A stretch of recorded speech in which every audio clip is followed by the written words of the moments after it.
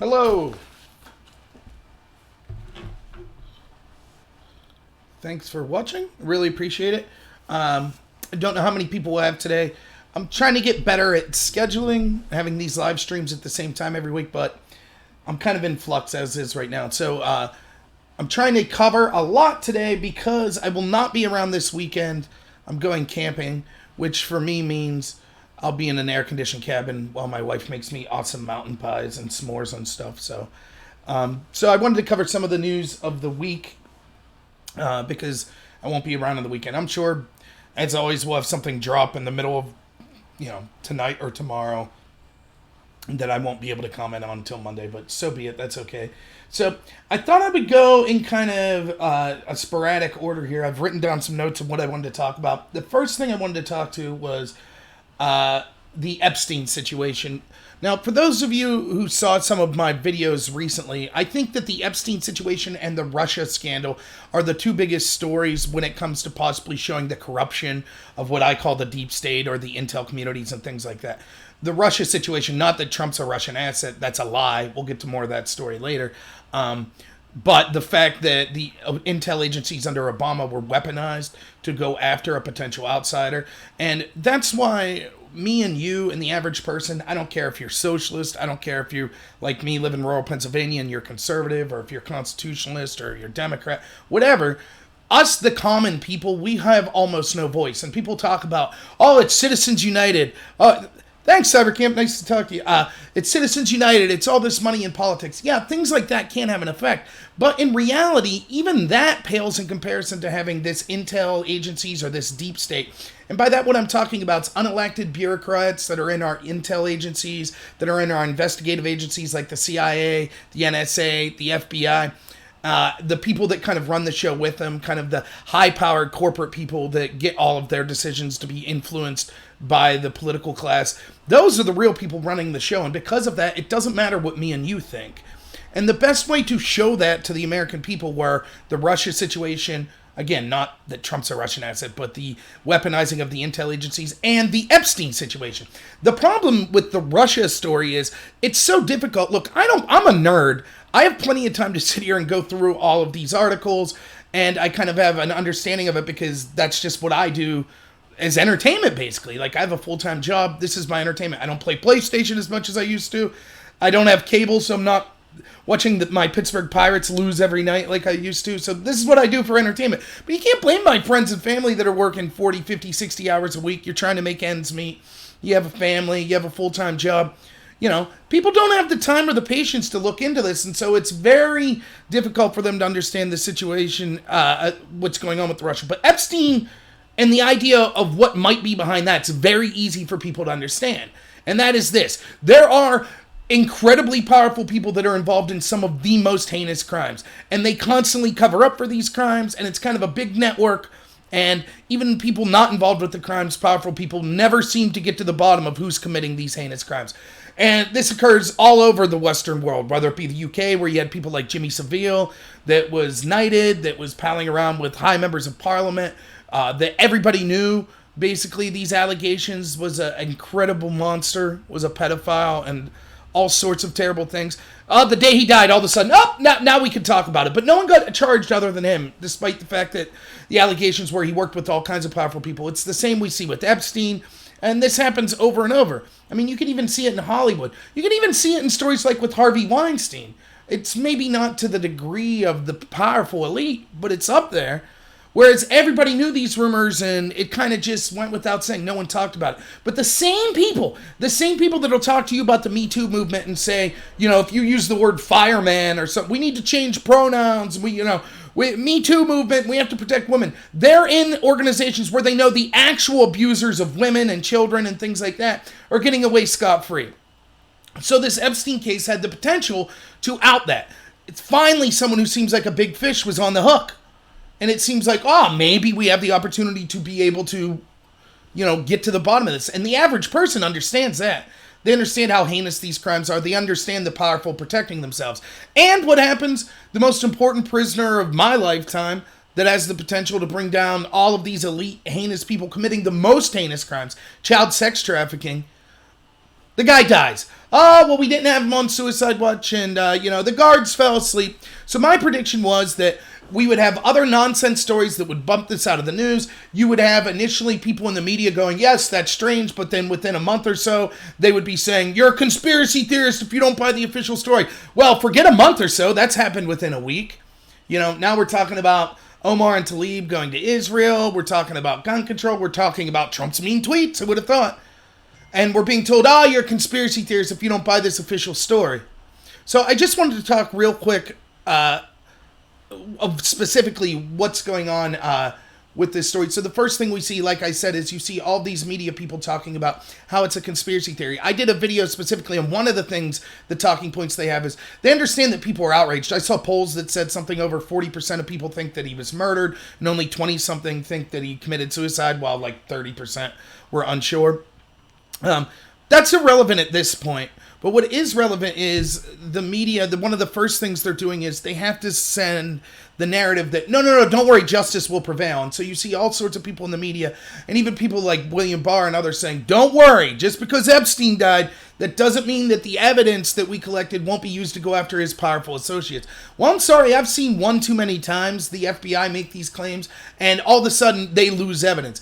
If our federal, and I've had people push back on me, well, it's not the FBI's fault. They're not, it's the federal marshals, and it's the actual jail ran by the DOJ where this person was executed that's in charge of safety of prisoners. Yes, that may be true, but the FBI had total ability to say, hey, after we know how important this prisoner is to our ongoing investigation, and we also know that there was an attempt made on his life previously, whether it be suicide or someone else, because Epstein apparently said that he was attacked. And so therefore, we're going to make sure that the most important witness to the most important investigation we've done in a long time is kept safe. But they didn't do that. And second, it doesn't matter if it's just the FBI. It's all of these agencies work in concert, this kind of behind the scenes deep state. And they never get anyone, right? It's always a hodgepodge. We're lied to. You can check out my video, my live stream I did on Epstein, where I went an hour. And I go all through all the times we've been lied to by these governmental agencies. Gulf of Tonkin, Fidel Castro, overthrowing the Shah, Libya, helping the Mujahideen in Afghanistan, And when it comes to evidence specifically, and again, check out my last video I did on Epstein where I talked about, can we stop the lie that, don't worry, the FBI will get to the bottom of this. One of the first things that made me distrustful of these federal agencies was a documentary I watched on Waco.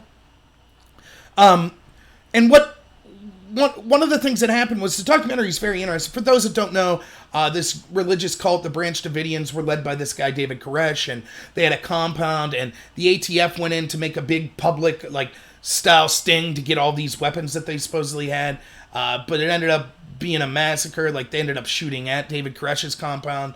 David Koresh actually, and his people, the Branch Davidians, actually outlasted the ATF and could have killed them all because the ATF ran out of ammunition. But they let the ATF go, and then the FBI came in, and then after a big, long standoff, the place burnt down. Children died. Tons of people died within there. It was heinous. It was a very terrible thing, regardless of what you think about the Branch Davidians. One of the things I saw in this documentary, though, that they talked about was David Koresh was talking with a negotiator. And the negotiator, as you know, the negotiator's job is kind of to be nice to the person they're negotiating with and kind of be sympathetic to some extent while also trying to get innocent people out. And one of the things David Koresh is saying, because he was very astute on knowing what the law was, and he keeps telling the negotiator, look, when you come in, right, yeah, Janet Reno was the Attorney General at the time, but one of the things Koresh is telling the negotiator is when they collect the evidence, you'll see that my front door, there are bullet holes coming in. And that's because the ATF was illegally shooting into a closed door. And you're not allowed to do that. And the reason is because there could be innocent people in there. And so, in this case, there were children. And so if the door was shut and bullets were coming through the door, that proves that the ATF committed a crime. And Koresh is like, you'll see this. So after the facility burns down, the document shows there's actual video footage of them. The door survived, and they're loading the door into a FBI evidence van. And lo and behold, when people were asked later, well, what did the analysis of the door show? The FBI claims, oh, sorry, we lost that evidence. There were also coroners reporting all kinds of disgusting things, such as a lot of the children in the compound actually died before the fire. And the reason was the tear gas that was sent in acted as, I believe it was strychnine, because of the still developing lungs of the children. They weren't able to handle the tear gas as much as the adults. And this is widely known. This isn't just like they figured it out this day.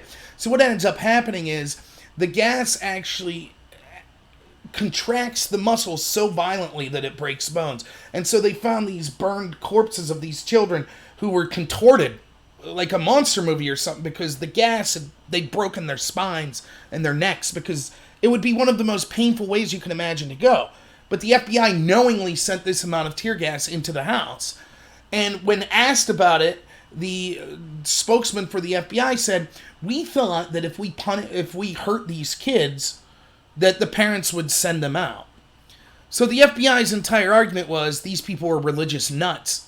Yet, for the first time, to my knowledge in history, they're admitting we purposely tortured children, hoping that their parents would then send them out. Not only did they torture them, they ended up killing them with the tear gas that was sent in.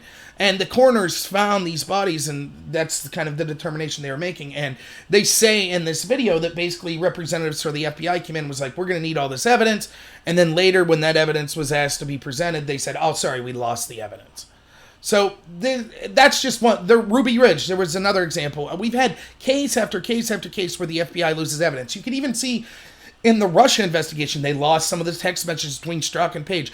Even to this day, Christopher Wray, who's the head of the FBI, is fighting tooth and nail, just like they have been for decades, to stop congressional oversight from seeing any evidence whatsoever that could make the FBI potentially look bad.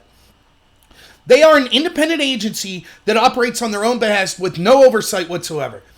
The media acts as the mouthpiece for them. We had the media tell us during the Russia investigation to even question the FBI as un-American. And it hurts our country.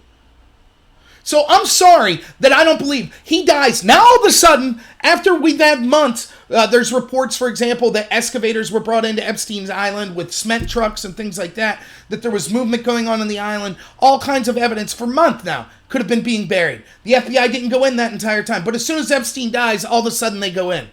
So I'm sorry if I don't believe that this necessarily is going to lead to people being convicted. Now, I have pro-Trump people telling me, but Barr is different.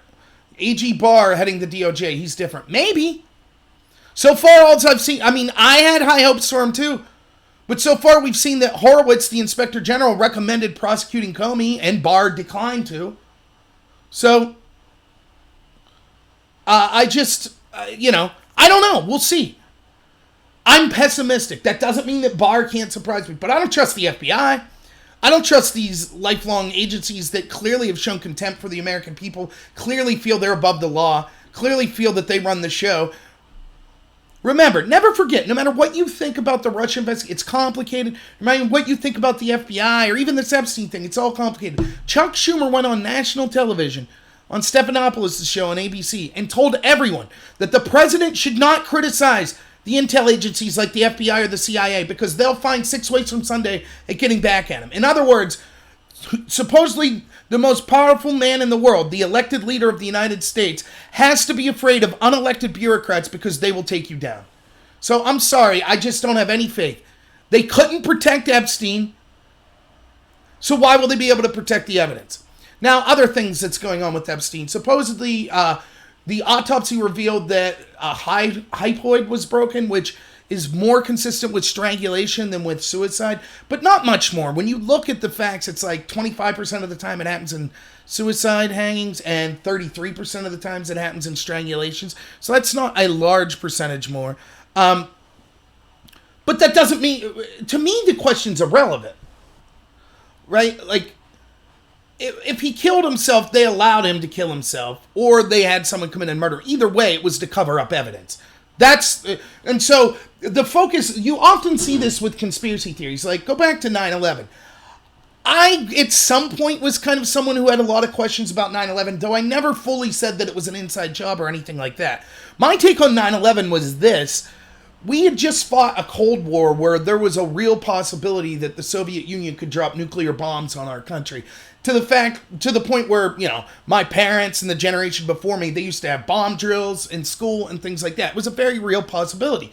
And so we were prepared, supposedly, our military was preparing for this type of aerial attack. When 9/11 occurs, you had the 2 Twin Towers hit and a plane go down in Shanksville. And yet somehow what should be the most protected building in the history of the world, the Pentagon, was allowed to be hit by an airliner after 3 were hijacked and went down and attacked targets. And still the Pentagon was allowed to be hit. Now, was it a missile? Was it the plane?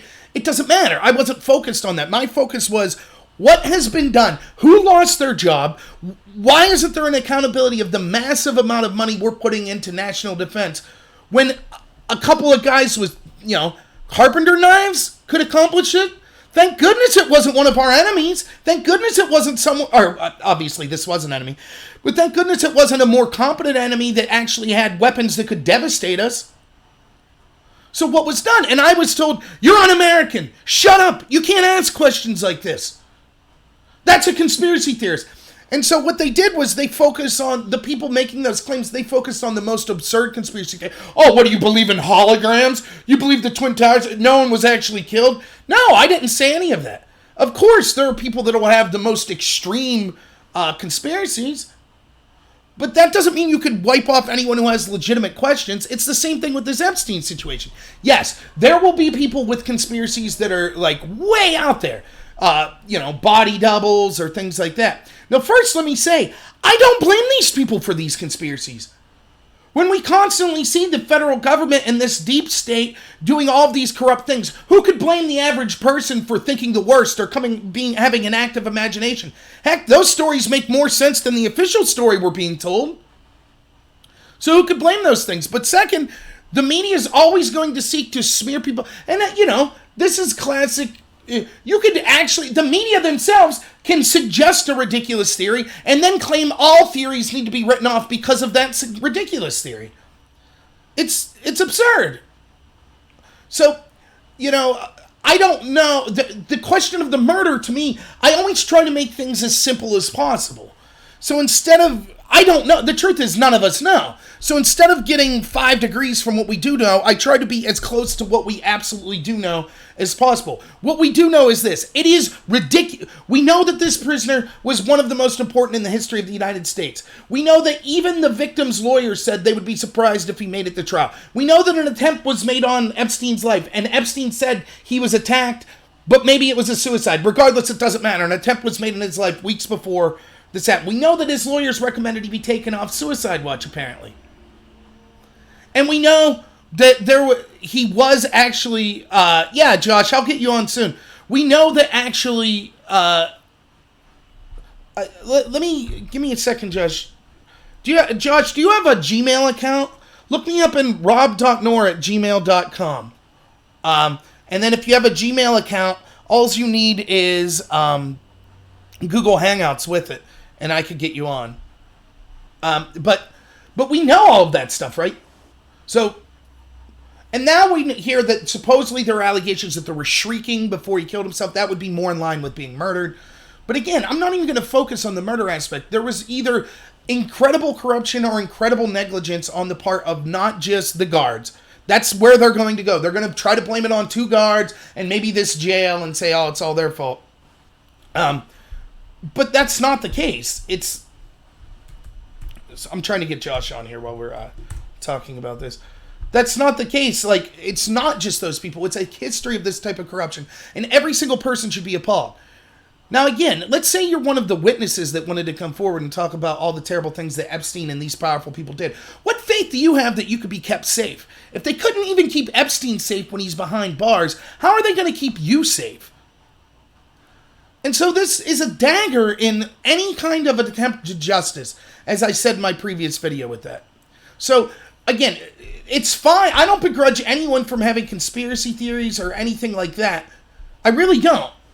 But to me, even without the large conspiracy, there's a heinous problem that is beyond forgivability to me. And that is, we never see these monsters brought to justice. And once more, something that just normal people like me knew, that this guy, he was either going to kill himself, he would never make it to trial. That's exactly what occurred. Somehow, I'm more competent than the FBI, the marshals that were running this. And that's ridiculous. Why would he be taken off suicide watch? Now, as far as, how can we believe anything? Even the coroner said, the autopsy report said, well, it could be consistent with murder. How do I even believe anything that any of them say at this point? This is a group of people that were so incompetent that they didn't know after an attempt was made on Epstein's life, regardless if it was suicide or someone else, they didn't know to keep him monitored? Just have a camera on it? And now they're like, well, maybe there were cameras outside the cell and maybe we'll release that footage. Then release it now. What are you waiting for? I'm so sick and tired of this. We're constantly told that we're bad Americans if we don't trust everything that these agencies say hook, line, and sinker. But at the same time, we have evidence and we just can't release it. Again, going back to 9/11, just like the Pentagon. They can't release any of the camera, any of the footage. None of it could be released. At this point, why not? What are they doing? Waiting in this Epstein case for them to be able to doctor the cameras? Release it. Here's 24 hours of the camera outside Epstein's cell. Bam. Should have been released immediately. We apologize as people in the United States governmental agencies for our incredible incompetence. Sorry. We're going to get rid of everyone connected to this because we are the dumbest people in the world. Random people sitting on couches knew that this would happen. This guy would end up dead. But we didn't know. We took him off suicide watch. We put 2 tired guards on it. And so now they're just going to blame the guards. Okay, 1 second here. Let me try to get my buddy Josh. Do you see where it has, Josh, it should have connections? Where it says, like, people you know. Type in, let me see if I can figure this out.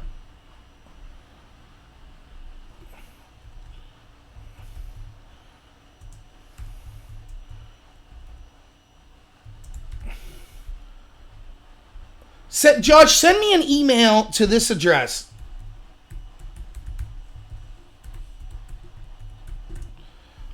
That's my address. Send me an email to that address, and I'll try to get you on. Yeah, and I would like to have anyone on anytime they would like. That would be excellent. So I'm going to try to keep going with what I'm talking about while trying simultaneously to get Josh on here. So we'll try to do that. But yeah, that's the deal with Epstein. Now, I'll talk about a bunch of other news stories, but don't forget that this is going to be buried by all these other news stories. That's the attempt. You're going to be called a conspiracy theorist. They're going to make fun of you and say you just have to believe the official line. They're going to change the news cycle by talking about Trump's tweets and stuff like that. And then inevitably, a couple of incompetent guards and some low-level people will be blamed. That'll be it. That's exactly what's going to happen. And real quick, I will talk about the Clinton aspect of this. And so you have people saying that it's absurd that people are blaming the Clintons. I don't think so. I mean, it's absurd in this sense. We can't prove it. And you won't hear me talk about it because I can't prove it. There's certainly a lot of shady stuff that goes on around the Clintons. But here's the thing. He was murdered because of his connections to high-profile people. The Clintons are one possibility. So is Prince Andrew. So are a ton of other people. I can't sit here and tell you which person specifically may have been involved in either in his murder or would have been involved in why Epstein would want to kill himself for fear of those people. It could be any one of them. But what I do know is that they're all happy. Anyone connected is very happy because this is one connection they don't have to deal with. So that's personally my thoughts that go on the Epstein. Don't forget about it. It should outrage. And I'll talk about this more as we see election season coming up. There's so many, it amazes me. I've been doing this channel for, I think, around a year at this point. And it amazes me when I go back and look at video. Look, I get maybe, an average video of mine gets 30, 40 views. I just do it because I'm passionate about it and I like it. But when I go back and I look at some of the videos I do, there are huge stories that I forget even existed because the news cycle moves so fast. So, I mean, we all fall victim to this. And so, I'll talk about some of the stories that I think are just truly unforgivable as the election season goes on as to why we should fight against the establishment. And at this point, I think their best representers are the Democratic Party. Okay, let me see.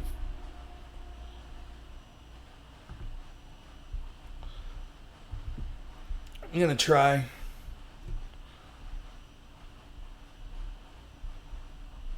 I'm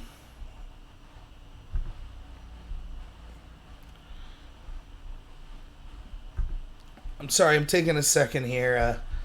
Trying to get my buddy on the show.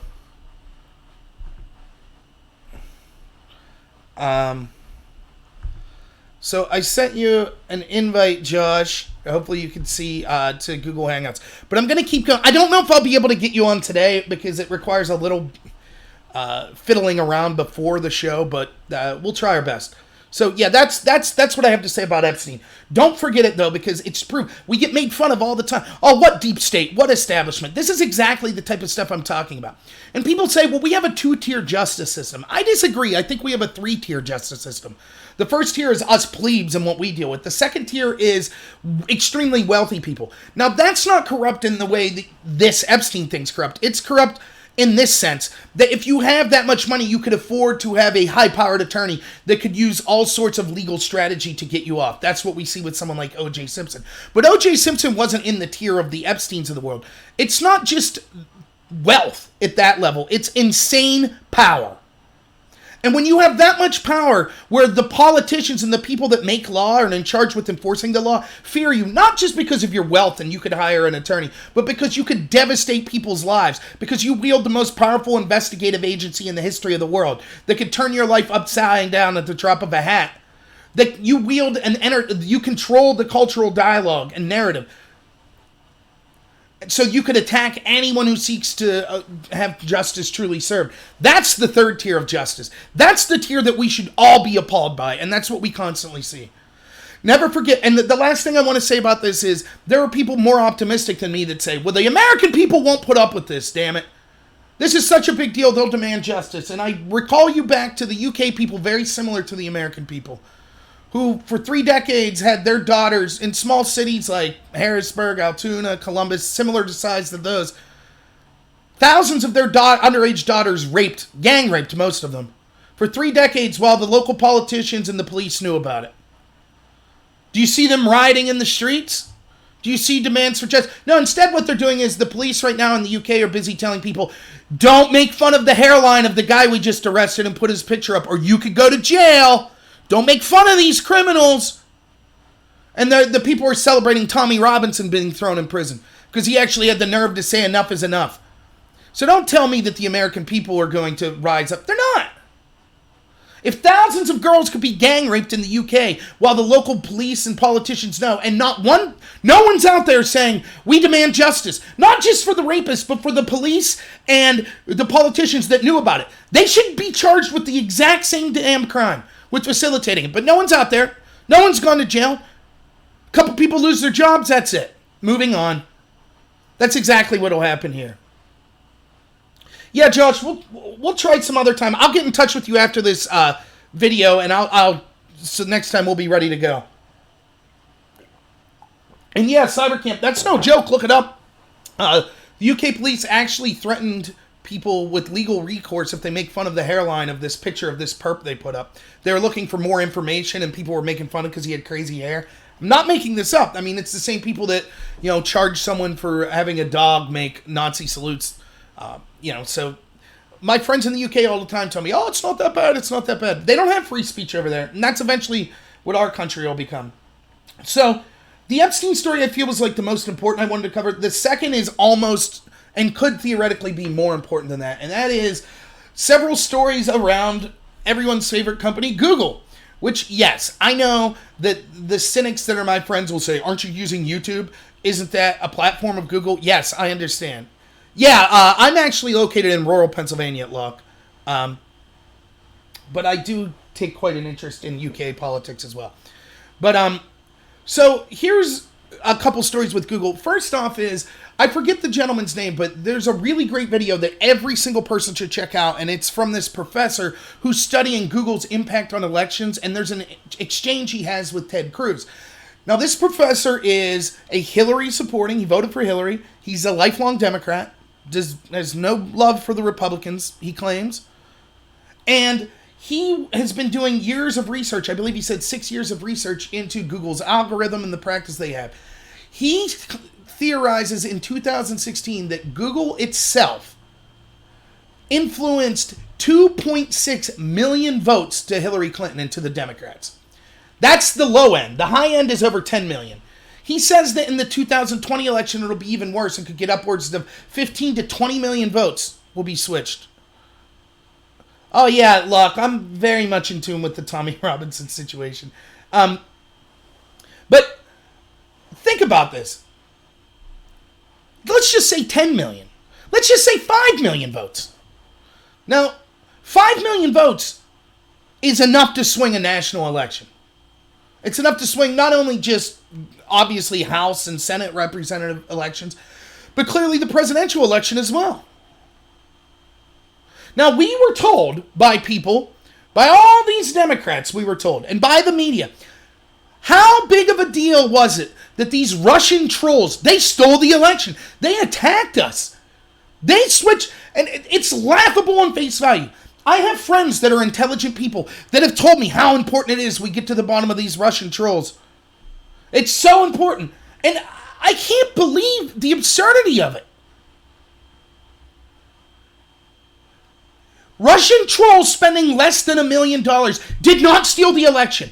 Now, never mind, we now know several things. We know, one, that a federal judge has said there is no proof they just happened to be Russian people.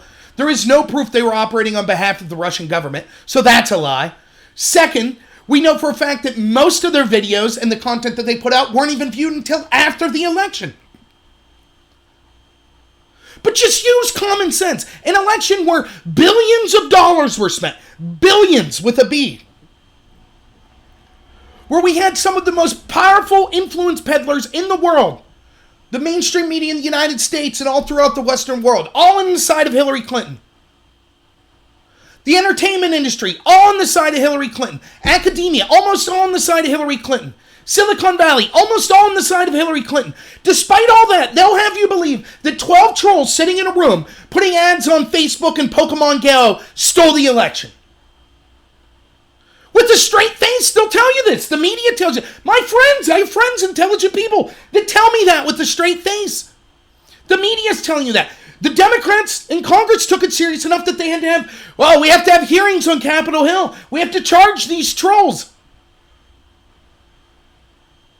And I said all along, look, if 12 people using a fraction, the smallest fraction of these social media type companies and tech companies.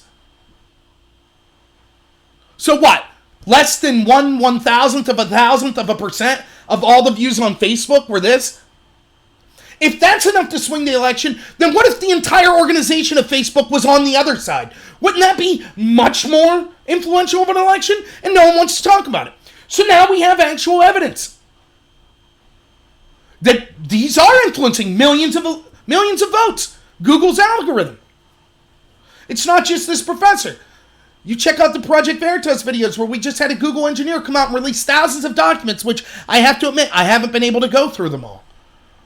But thousands of documents showing how they're intentionally using these algorithms and how terrible it is, and how they're going to be able to influence elections at a massive scale. And by the way, everyone knows this. Sometimes Hollywood imitates real life and predicts it beforehand. I used to watch this show, House of Cards, which was actually good for the first 2-3 seasons. And then Kevin Spacey got in some trouble, so whatever. But the last season I watched of House of Cards, which I believe might be the second or third to last. Here's the plot of the season. Kevin Spacey's a Democrat and he's running for president. And then the Republican, it's the guy from Altered Carbon. I actually really like him. He's going to be kind of the Republican challenger.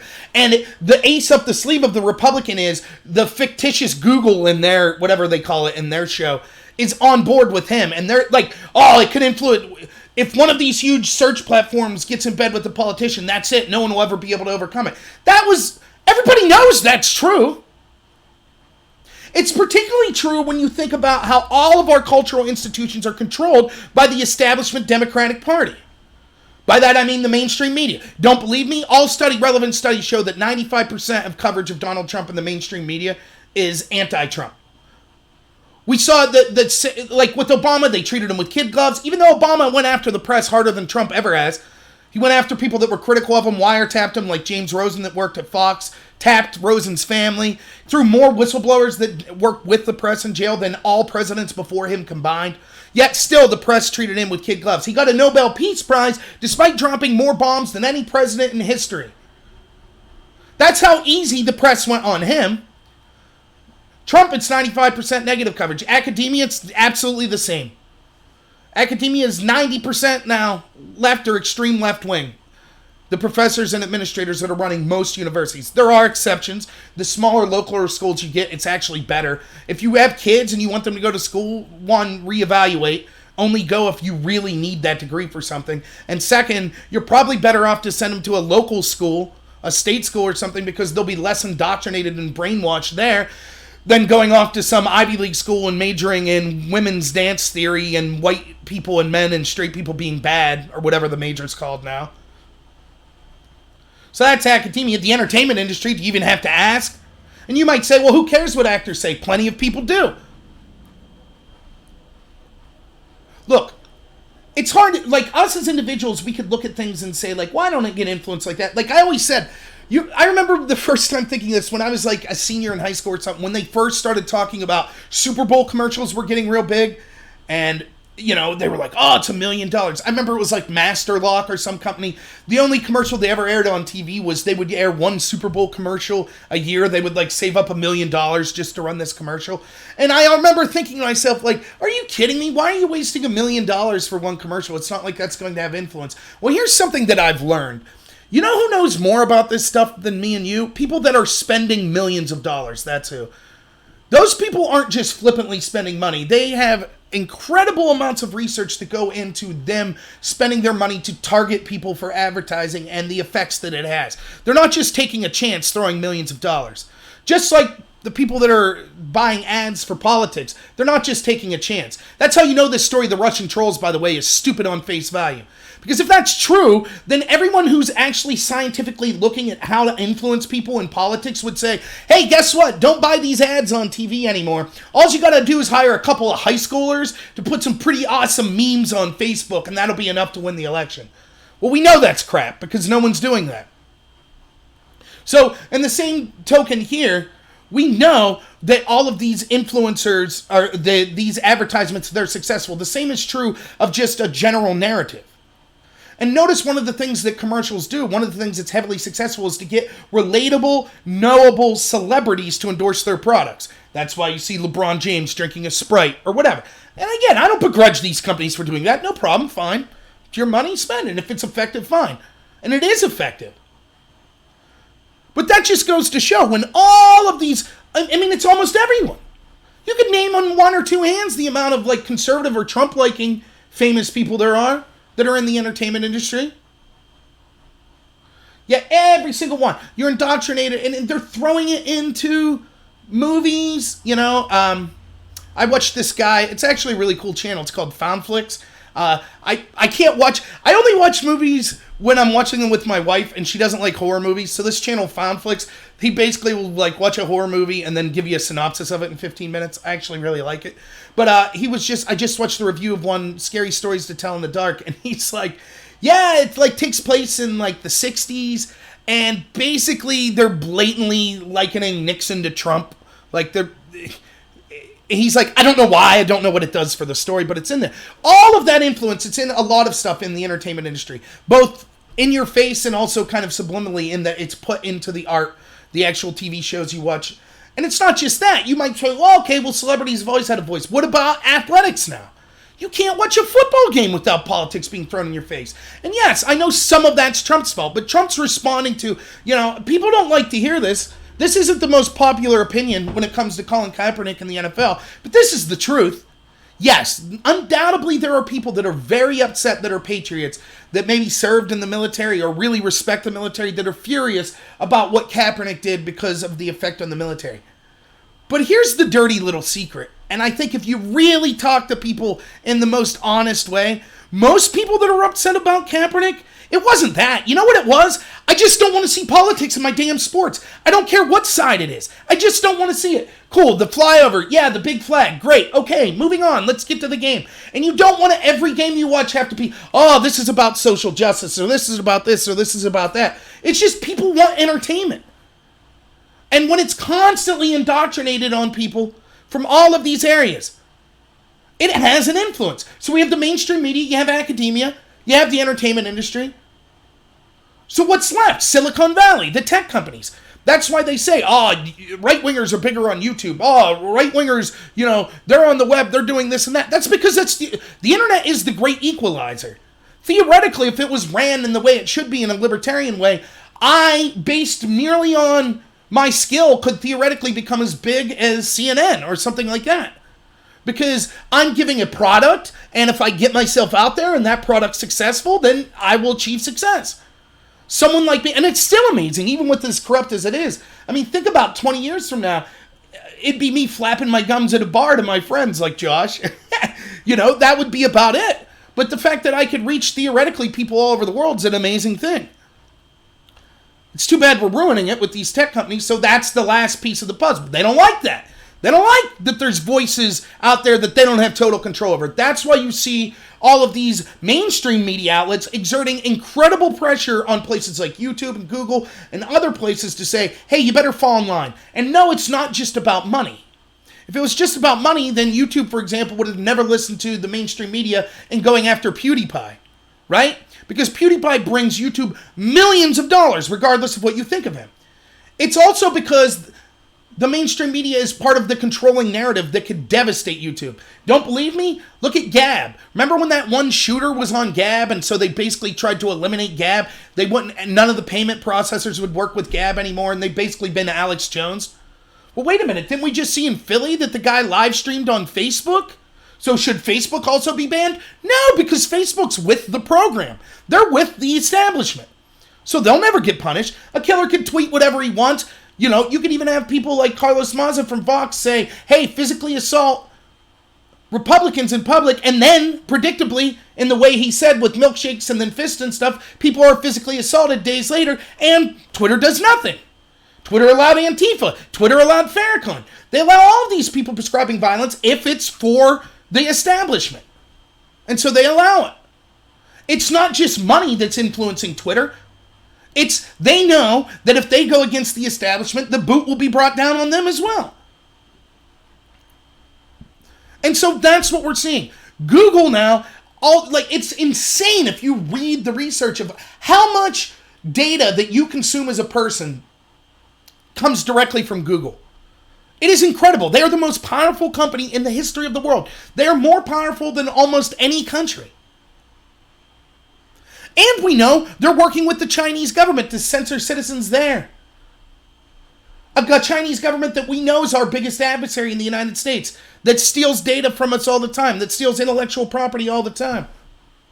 So let me ask you this. If 12 trolls who just live in Russia, that aren't even operating on behalf of the Russian government, was a reason to basically say that we were attacked and have all these meetings on Capitol Hill, why isn't the largest, most powerful company in the history of the world influencing elections like this while working with the Chinese government not a bigger story? And this is the problem with Republicans, right? They don't know how to fight back against this stuff. You watch the Republicans on Capitol Hill. Ted Cruz did a good job. You had a handful. Most of them have no clue what's going on. None whatsoever. And by the time they wake up, it'll be too late. Just like I was talking about with the deep state. Look, let's go back to the deep state for a minute. These unelected bureaucrats that basically control the agenda in Washington. I said this briefly, and I talk about this all the time. I don't care what your issue is. It could be pro-life or pro-choice, or it could be climate change, or it could be gun control, or it could be Second Amendment rights, or it could be lowering the deficit, or it could be, a return to constitutionalism. Any of that, right? It doesn't matter what your issue is and what your concern, if there are people behind the scenes that are controlling who you're allowed to vote for. Because then you only get to choose. No matter what they say, they'll lie to you all the time. And both sides do this, don't get me wrong. Even though I'm Republican, I'll criticize the Republicans. How many years have we been told that they were going to do something about illegal immigration? Yet nothing gets done, no matter who's in charge. Remember when the Republicans were going to repeal Obamacare? Well, okay, they got the House, the Senate, and the presidency, and what did they do? Got rid of the mandate, that was it. That's not what they said. They said they were going to get rid of Obamacare as a whole. I had all these friends that were against the Iraq war when Bush was there. That were against, I was as well. I was also against how he was going soft on these corrupt bankers. And so Obama comes in and says, I'm going to nail these bankers. We're not going to have corrupt wars. And what's the first thing he does? Bails out the bankers and starts to continue corrupt wars.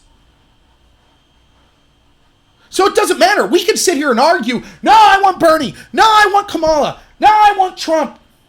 Trump's an aberration.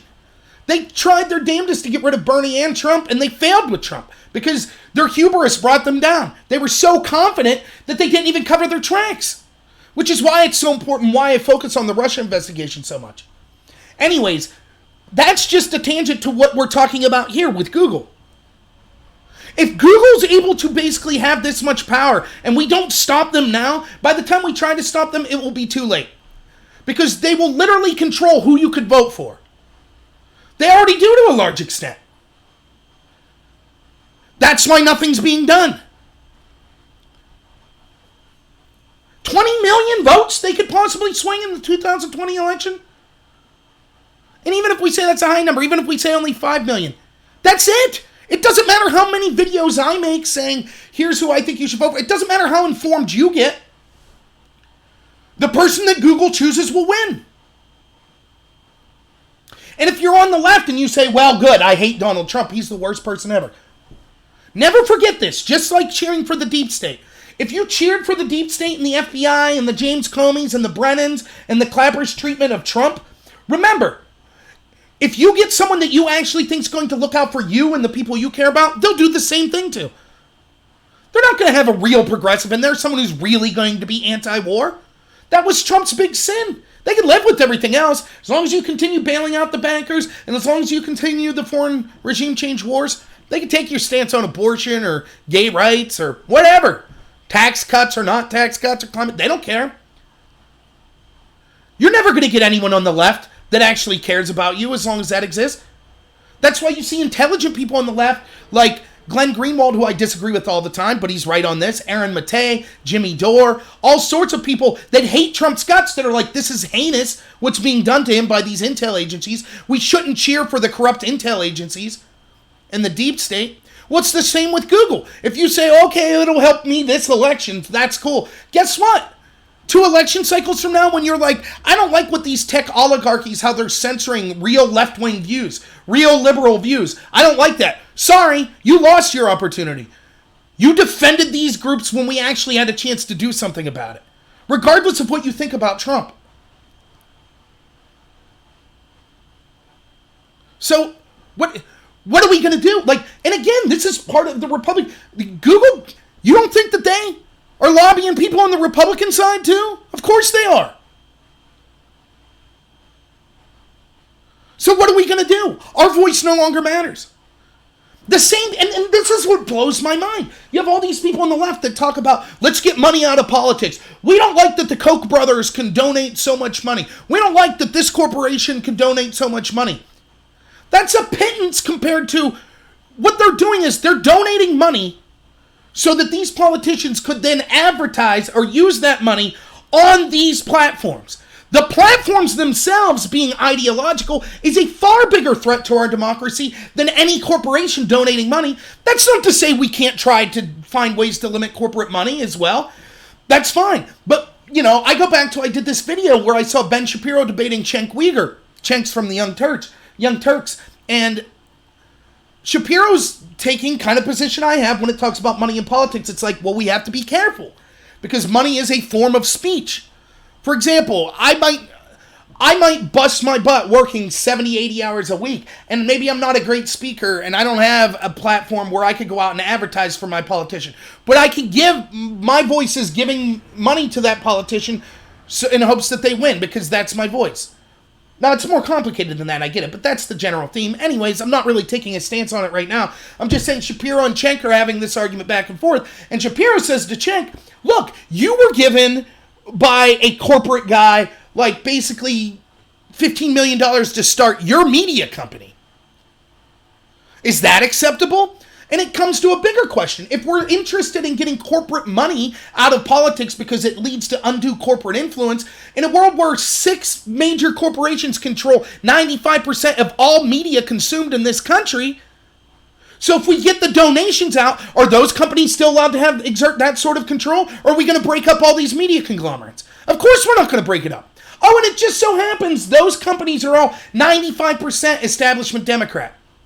So in reality, most of these Democrats aren't arguing to get corporate influence out of politics. They're arguing to get corporate influence that could be exploited by the other side out of politics. They don't mind their corporate influence. If it was up to them, it would, it'd just be CNN and MSNBC and the New York Times and the Washington Post. No one's allowed to donate to anyone. We just have to trust what those media outlets say, right? That's what they want. So they'll talk and run their mouth about Citizens United and getting rid of it, which is fine. We can have that discussion. I don't think that that's necessarily a bad opinion to want to get rid of Citizens United. But that's pittance compared to what we're talking about. If you're really concerned about the average person not having a voice, then you'd be focused on these media conglomerates. And which usurp them is by far more powerful companies like Google. I've said all along, this is what needs to happen.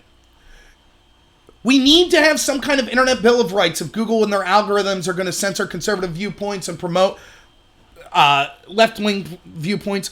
Now, the libertarian type people say, well, you can't have the government get involved. Okay, fair enough. If that's the case, remember, one of the arguments that many leftists make when they're talking about Trump, in the 2016 election, one of the things it said is Hillary vastly outspent Trump. And when it came to, it's so funny, say what you will about the establishment Democrats, they are so good at controlling the narrative. They're unbelievable at it. So the Republicans are the party agreed, right? But wait, when you look at it, the actual most wealthy people by far donate to the Democrat Party. How can that be? Well, it's because they control the narrative. Their wealthy people that donate to them are good wealthy people. It's so stupid. But anyways, one of the things when you say, wait a minute, Hillary spent way more money, so they'll say, yes, but Trump was given free media access, which in equivalent was money. Right? That's what they'll say. Oh, every time the media just talked about Trump nonstop, and so, now never mind that after the primary, the reason that, see, if you read the WikiLeaks emails, you would know that what went on was Hillary wanted Trump as her opponent. So the media did her bidding and talked Trump, not necessarily talked him up, but gave him all this media access during the primaries. Then when he won the primary, they continued to give him media access, but what they don't tell you is it was almost all negative. But that's the Democrat talking point. That media, the free media publicity was in effect basically monetary value given to Trump. And so I argue corporations have a limit, right, in how much they could give. They have paperwork they have to file out. They have to admit that they're endorsing or that they're helping one political campaign when they are. So I feel that campaign finance law should be applied to go after Google. For every cent that we could prove that they benefit Democrats more than Republicans or other parties, they should be gone after as that being a campaign contribution. To the tune of tens of billions of dollars of benefit that they're giving the establishment Democratic Party.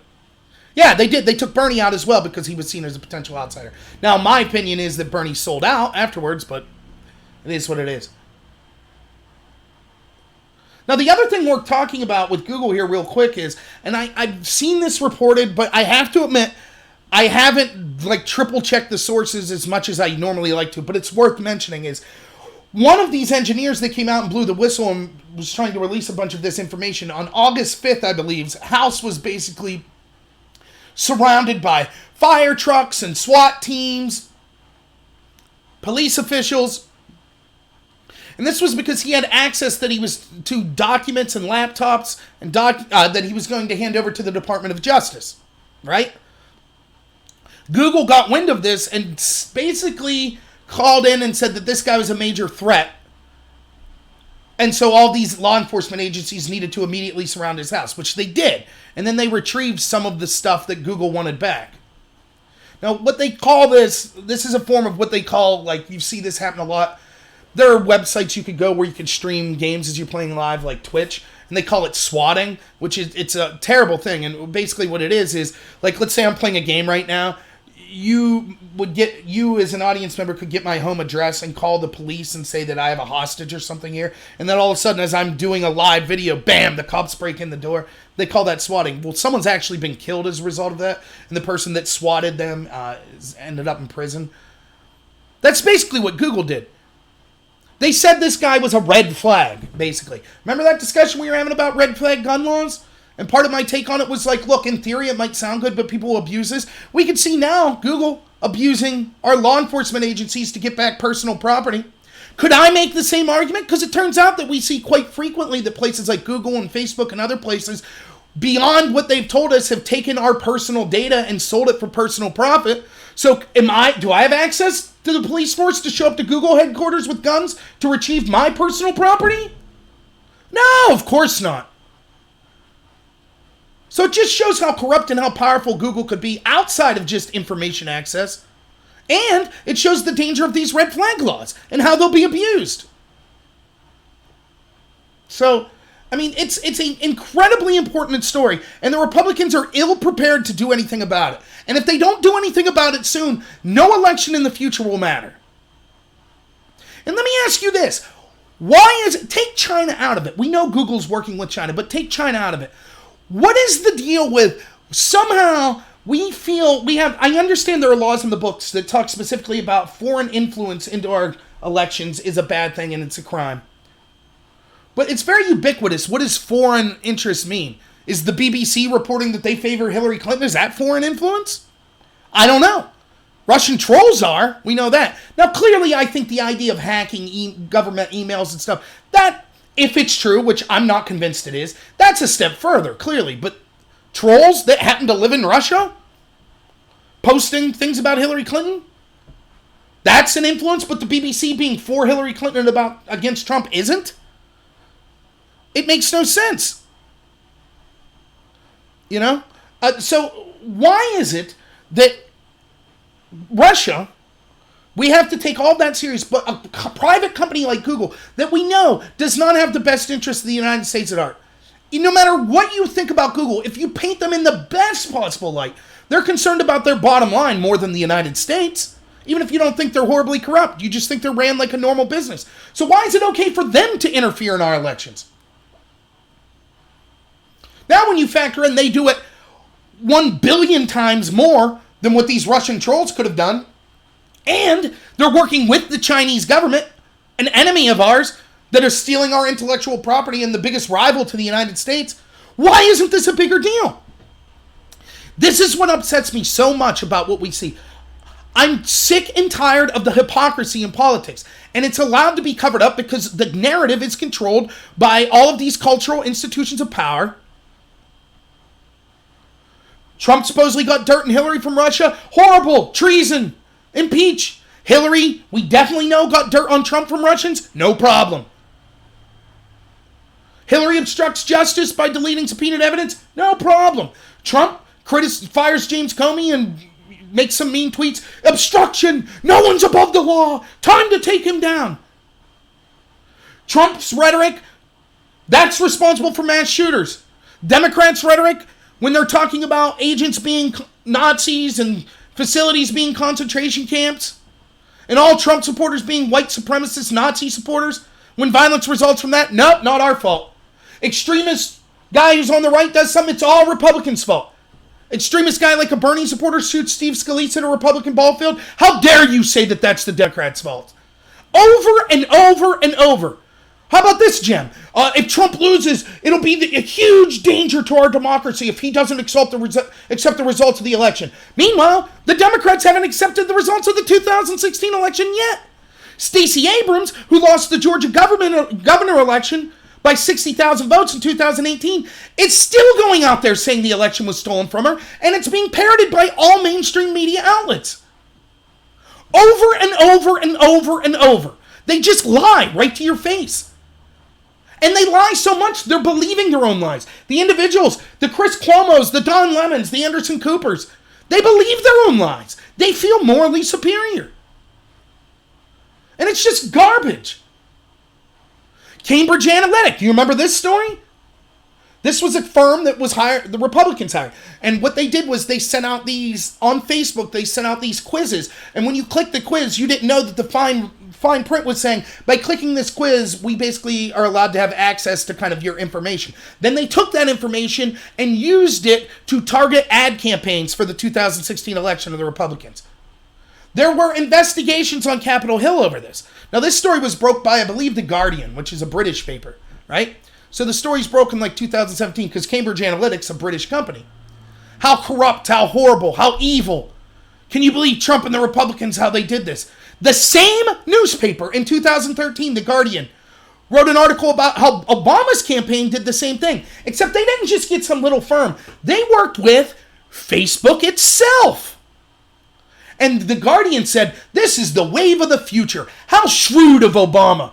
What an excellent campaign strategy to be able to target political ads more efficiently.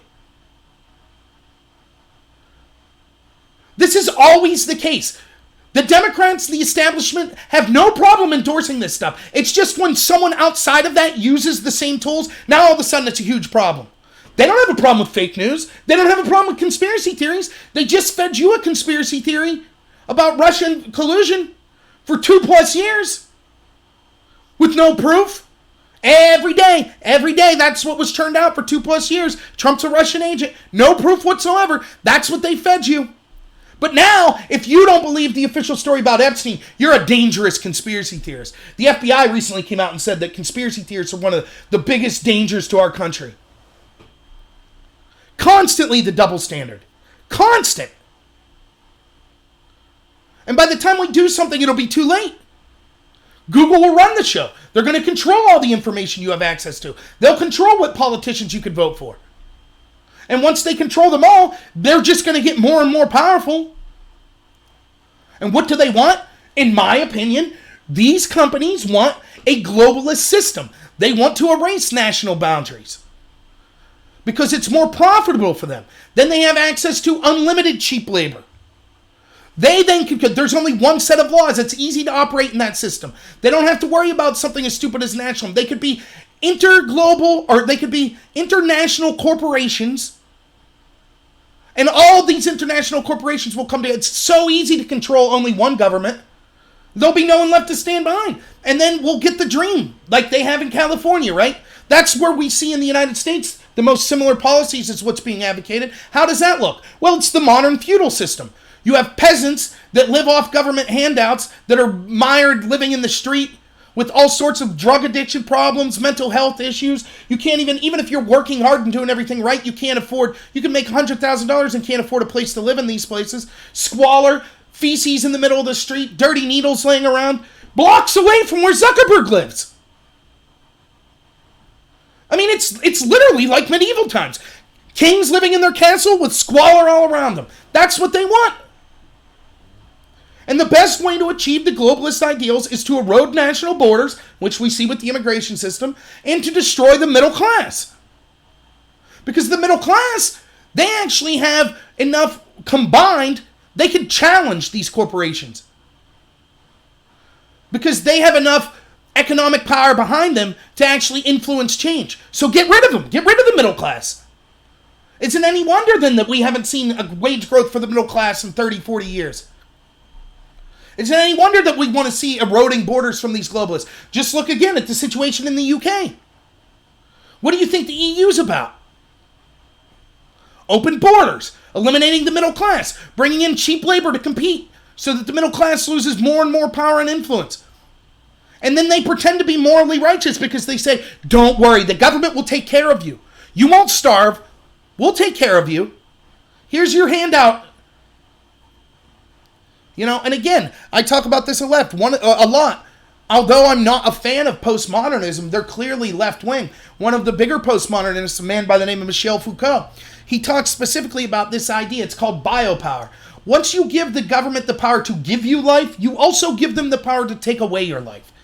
If you're dependent on the government for your existence, all they got to do is flip that switch. Oh, you got a problem with us? They don't even, I'm not talking about this in a literal sense, but you can start to see, right? The idea of revelations, of this idea of like the number of the beast or something. I never really got much into this. I'm not saying I believe it. But the idea was when you'd see it depicted in movies and stuff, it's like you just get shut off by the government. If you're dependent on them for food, you get this number. Without the number, then whatever it may be, you don't have access to anything.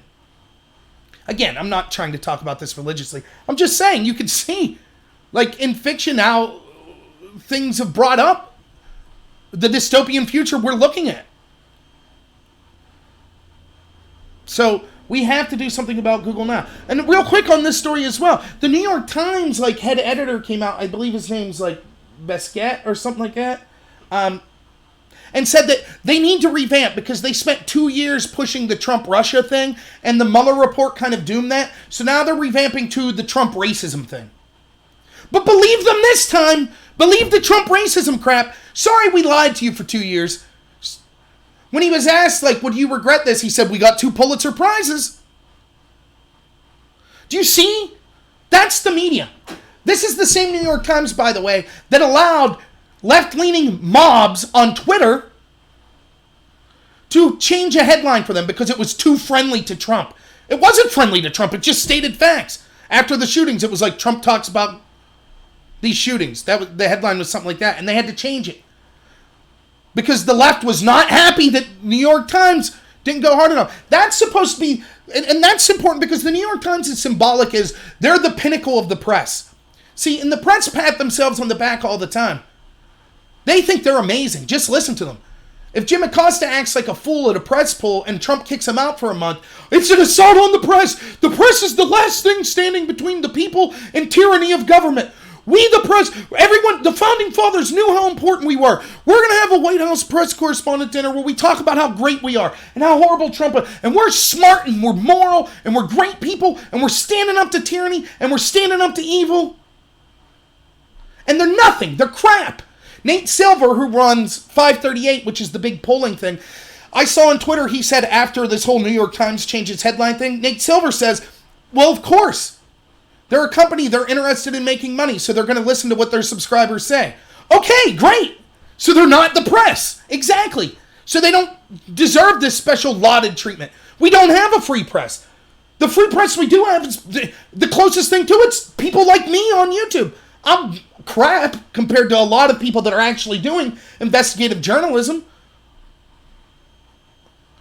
But everyone else is beheld to these corporate sponsors. They're not press. They're cheerleaders.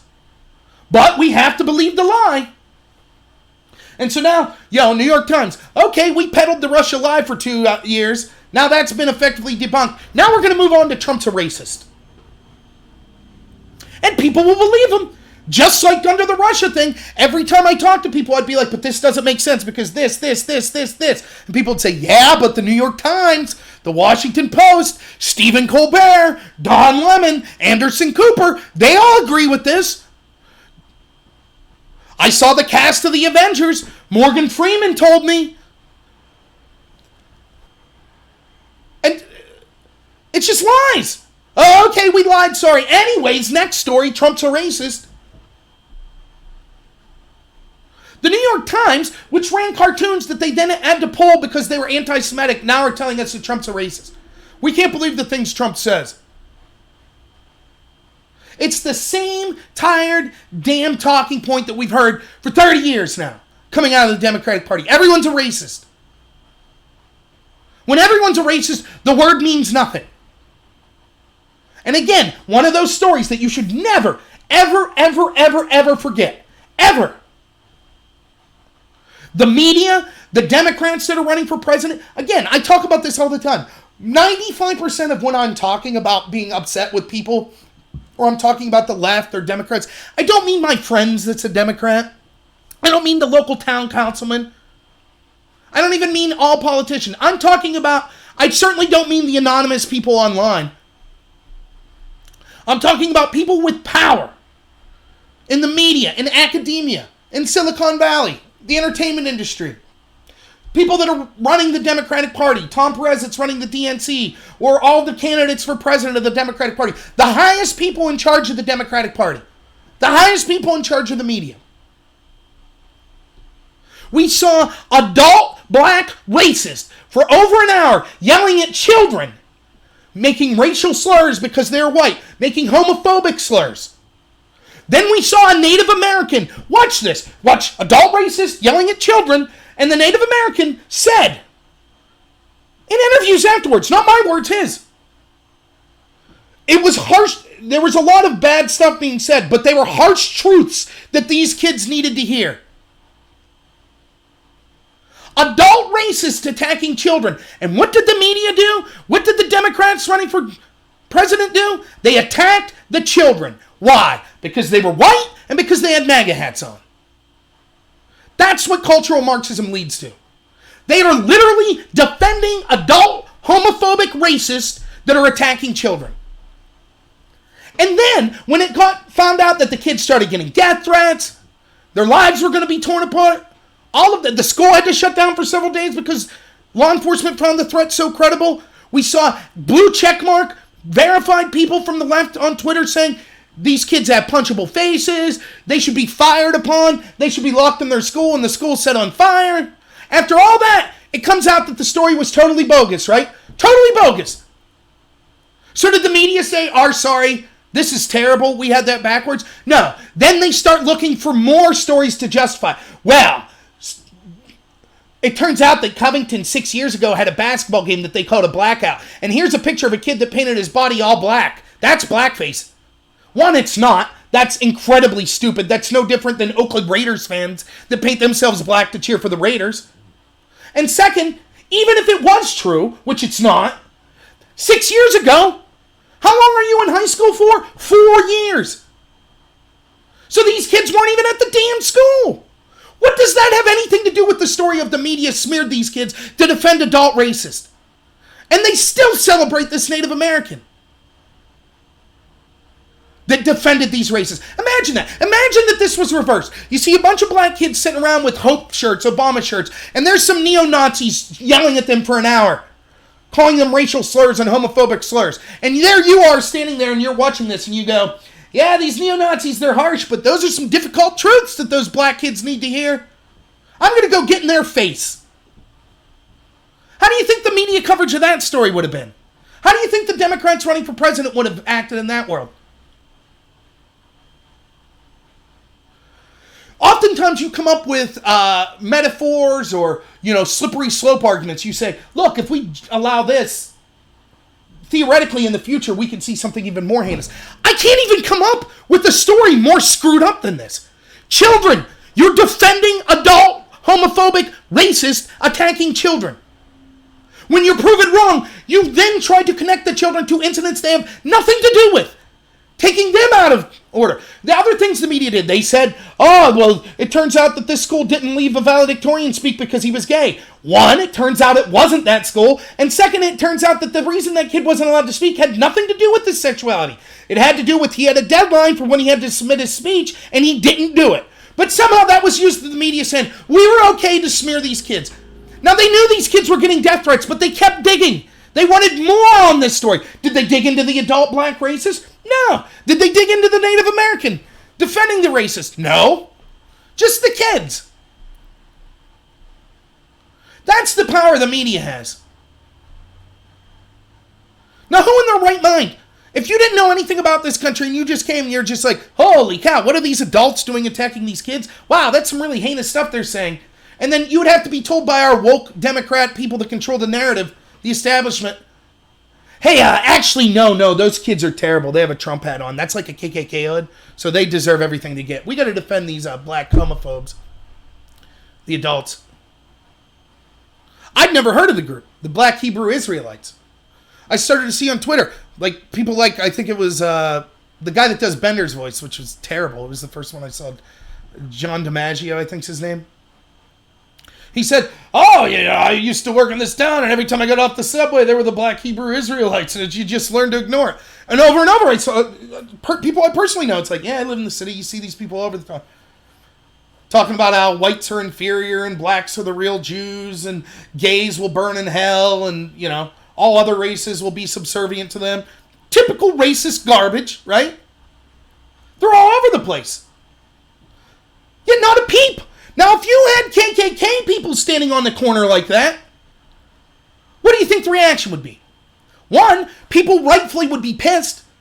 I remember when I was growing up in the little town near here, the KKK got a permit to protest or to give a speech on the court steps of the local town. There were like 8 of them, and there were 100 people across the street, almost all of them white, screaming for the KKK that they weren't wanted. But you can't scream at black racists like that because that's not woke. You just got to take it. When you might say, well, what's the real danger of these black races? I don't know. The leader of the black Hebrew Israelites in Florida in 2009, was connected to 4 murders, including a beheading. Nothing to see here, though. I mean, you can't make this stuff up. That's who the media are. But those same people that allowed the black racists, they're going to tell you, actually, Trump's the racist. Not them. Whose argument was, well, it's okay to make racial slurs. It's okay to make homophobic slurs if you're a certain color. Even if it's to children, it's okay. Or if you have the certain political beliefs.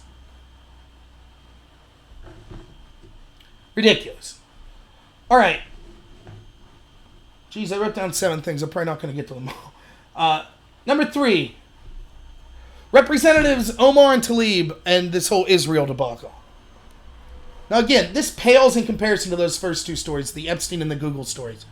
Everything else we'll talk about, it doesn't matter. I can't say this enough.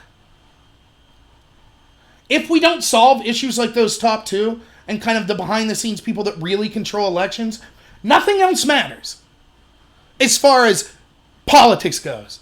Now, let me just say real briefly, the truth of the matter is, yes, politics will inevitably subsume us all, and they're trying to, take away us that are in the self... I don't know what the word is, because I would say middle class. I don't think I've ever been middle class. I've never made more than $15 an hour in my entire life. I'm constantly on the brink of being broke, or on the brink of being broke. But whatever I am, and the people like me, we kind of have jobs, we work, we're not really looking for much of a handout. Once in a while you might need help. I'm not saying if you've ever been on food stamps or something you're terrible. Not at all. But basically people that try to do things the right way that aren't of that substantial a means, they don't like us. And eventually they'll come for us in one way or another. Not literally with guns at the door. Just with economic and immigration policies. Things like the Green New Deal that controls all of your economic way of life. But the truth is, always remember that your connections in real life, even your local government's more important than that. And people tell me all the time, oh, you get fired up. I do get fired up, but I'm not... I'm fired up and I'm angry at the situation, but it's what I like doing. I love arguing. I love thinking about stuff like this. And for those that know me personally, they know this is the truth. So by no means am I a depressed person. I'm going camping this weekend. I'm going to have a blast. I love my family. I really like my job I'm in, even though I don't make a lot of money. So I'm not a depressed person, and you shouldn't be either. Don't be one of these people that sit around listening to this thinking I have to take matters in my own hands. You should take matters in your own hand. You start by improving your life and the people around you. You start by informing yourself and then telling people about this stuff. But we don't need violence. You don't need people getting depressed or something over this. So, I don't know, just a little sideline spiel there. But, okay, Omar and Tlaib. So, here's the story in a nutshell. Omar and Tlaib are 2 of the members of the squad. And they were going to Israel. Though they didn't call it Israel, they called it Palestine. And this is kind of a complicated story. They are for something called BDS, which is boycott, divest, and sanction. And basically what this is, it's saying that Israel's bad and that we, as official government policies and people in this country, organization in this country, should be boycotting, divesting, in other words, taking out investments from Israel, and sanctioning Israel. What this really is a movement that's led by people that don't want to see Israel exist as a country. Now, I talked about this on one of my recent videos. Israel's a very complicated situation. I don't agree with either side on it very much. It tends to lump people in one of 2 sides. You're either the pro-Israel all the time side, and anyone who criticizes Israel is an anti-Semite. I don't agree with that. Or you're the Israel's always horrible. They don't have.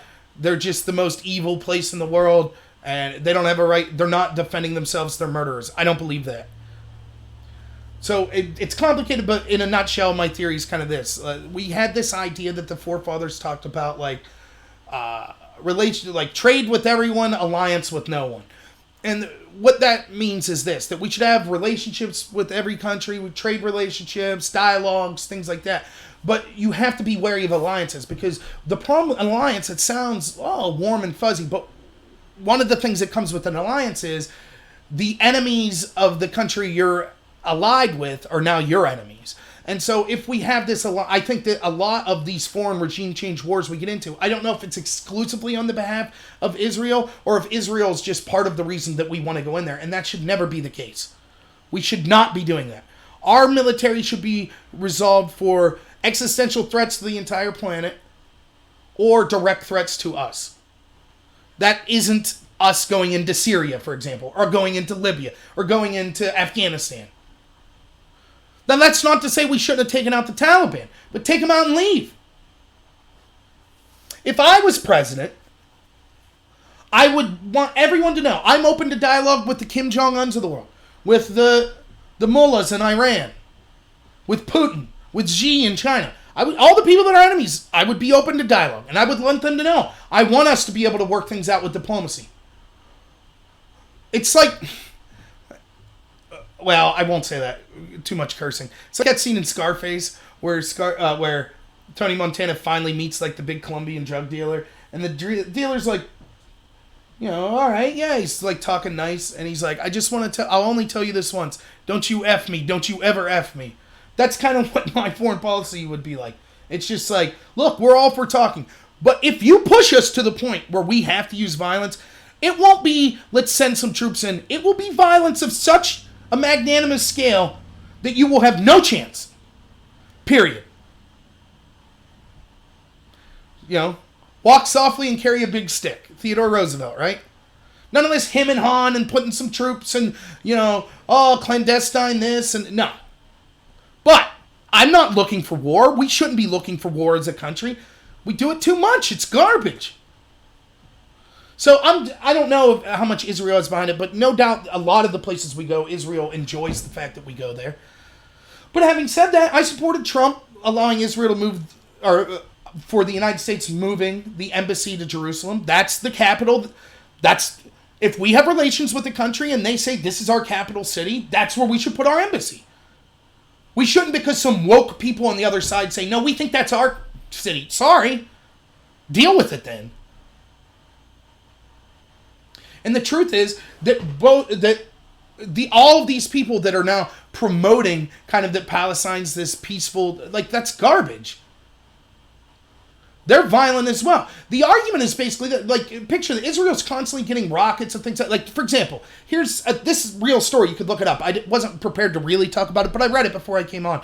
2 youths from Palestine, which, by the way, is not an official country, but kind of an area and a people's, came to the border and tried to effectively did stab one Israeli, border guard, but I don't think it was life-threatening, and the boys, I don't know if they were detained or killed. I didn't get that specifically from this story.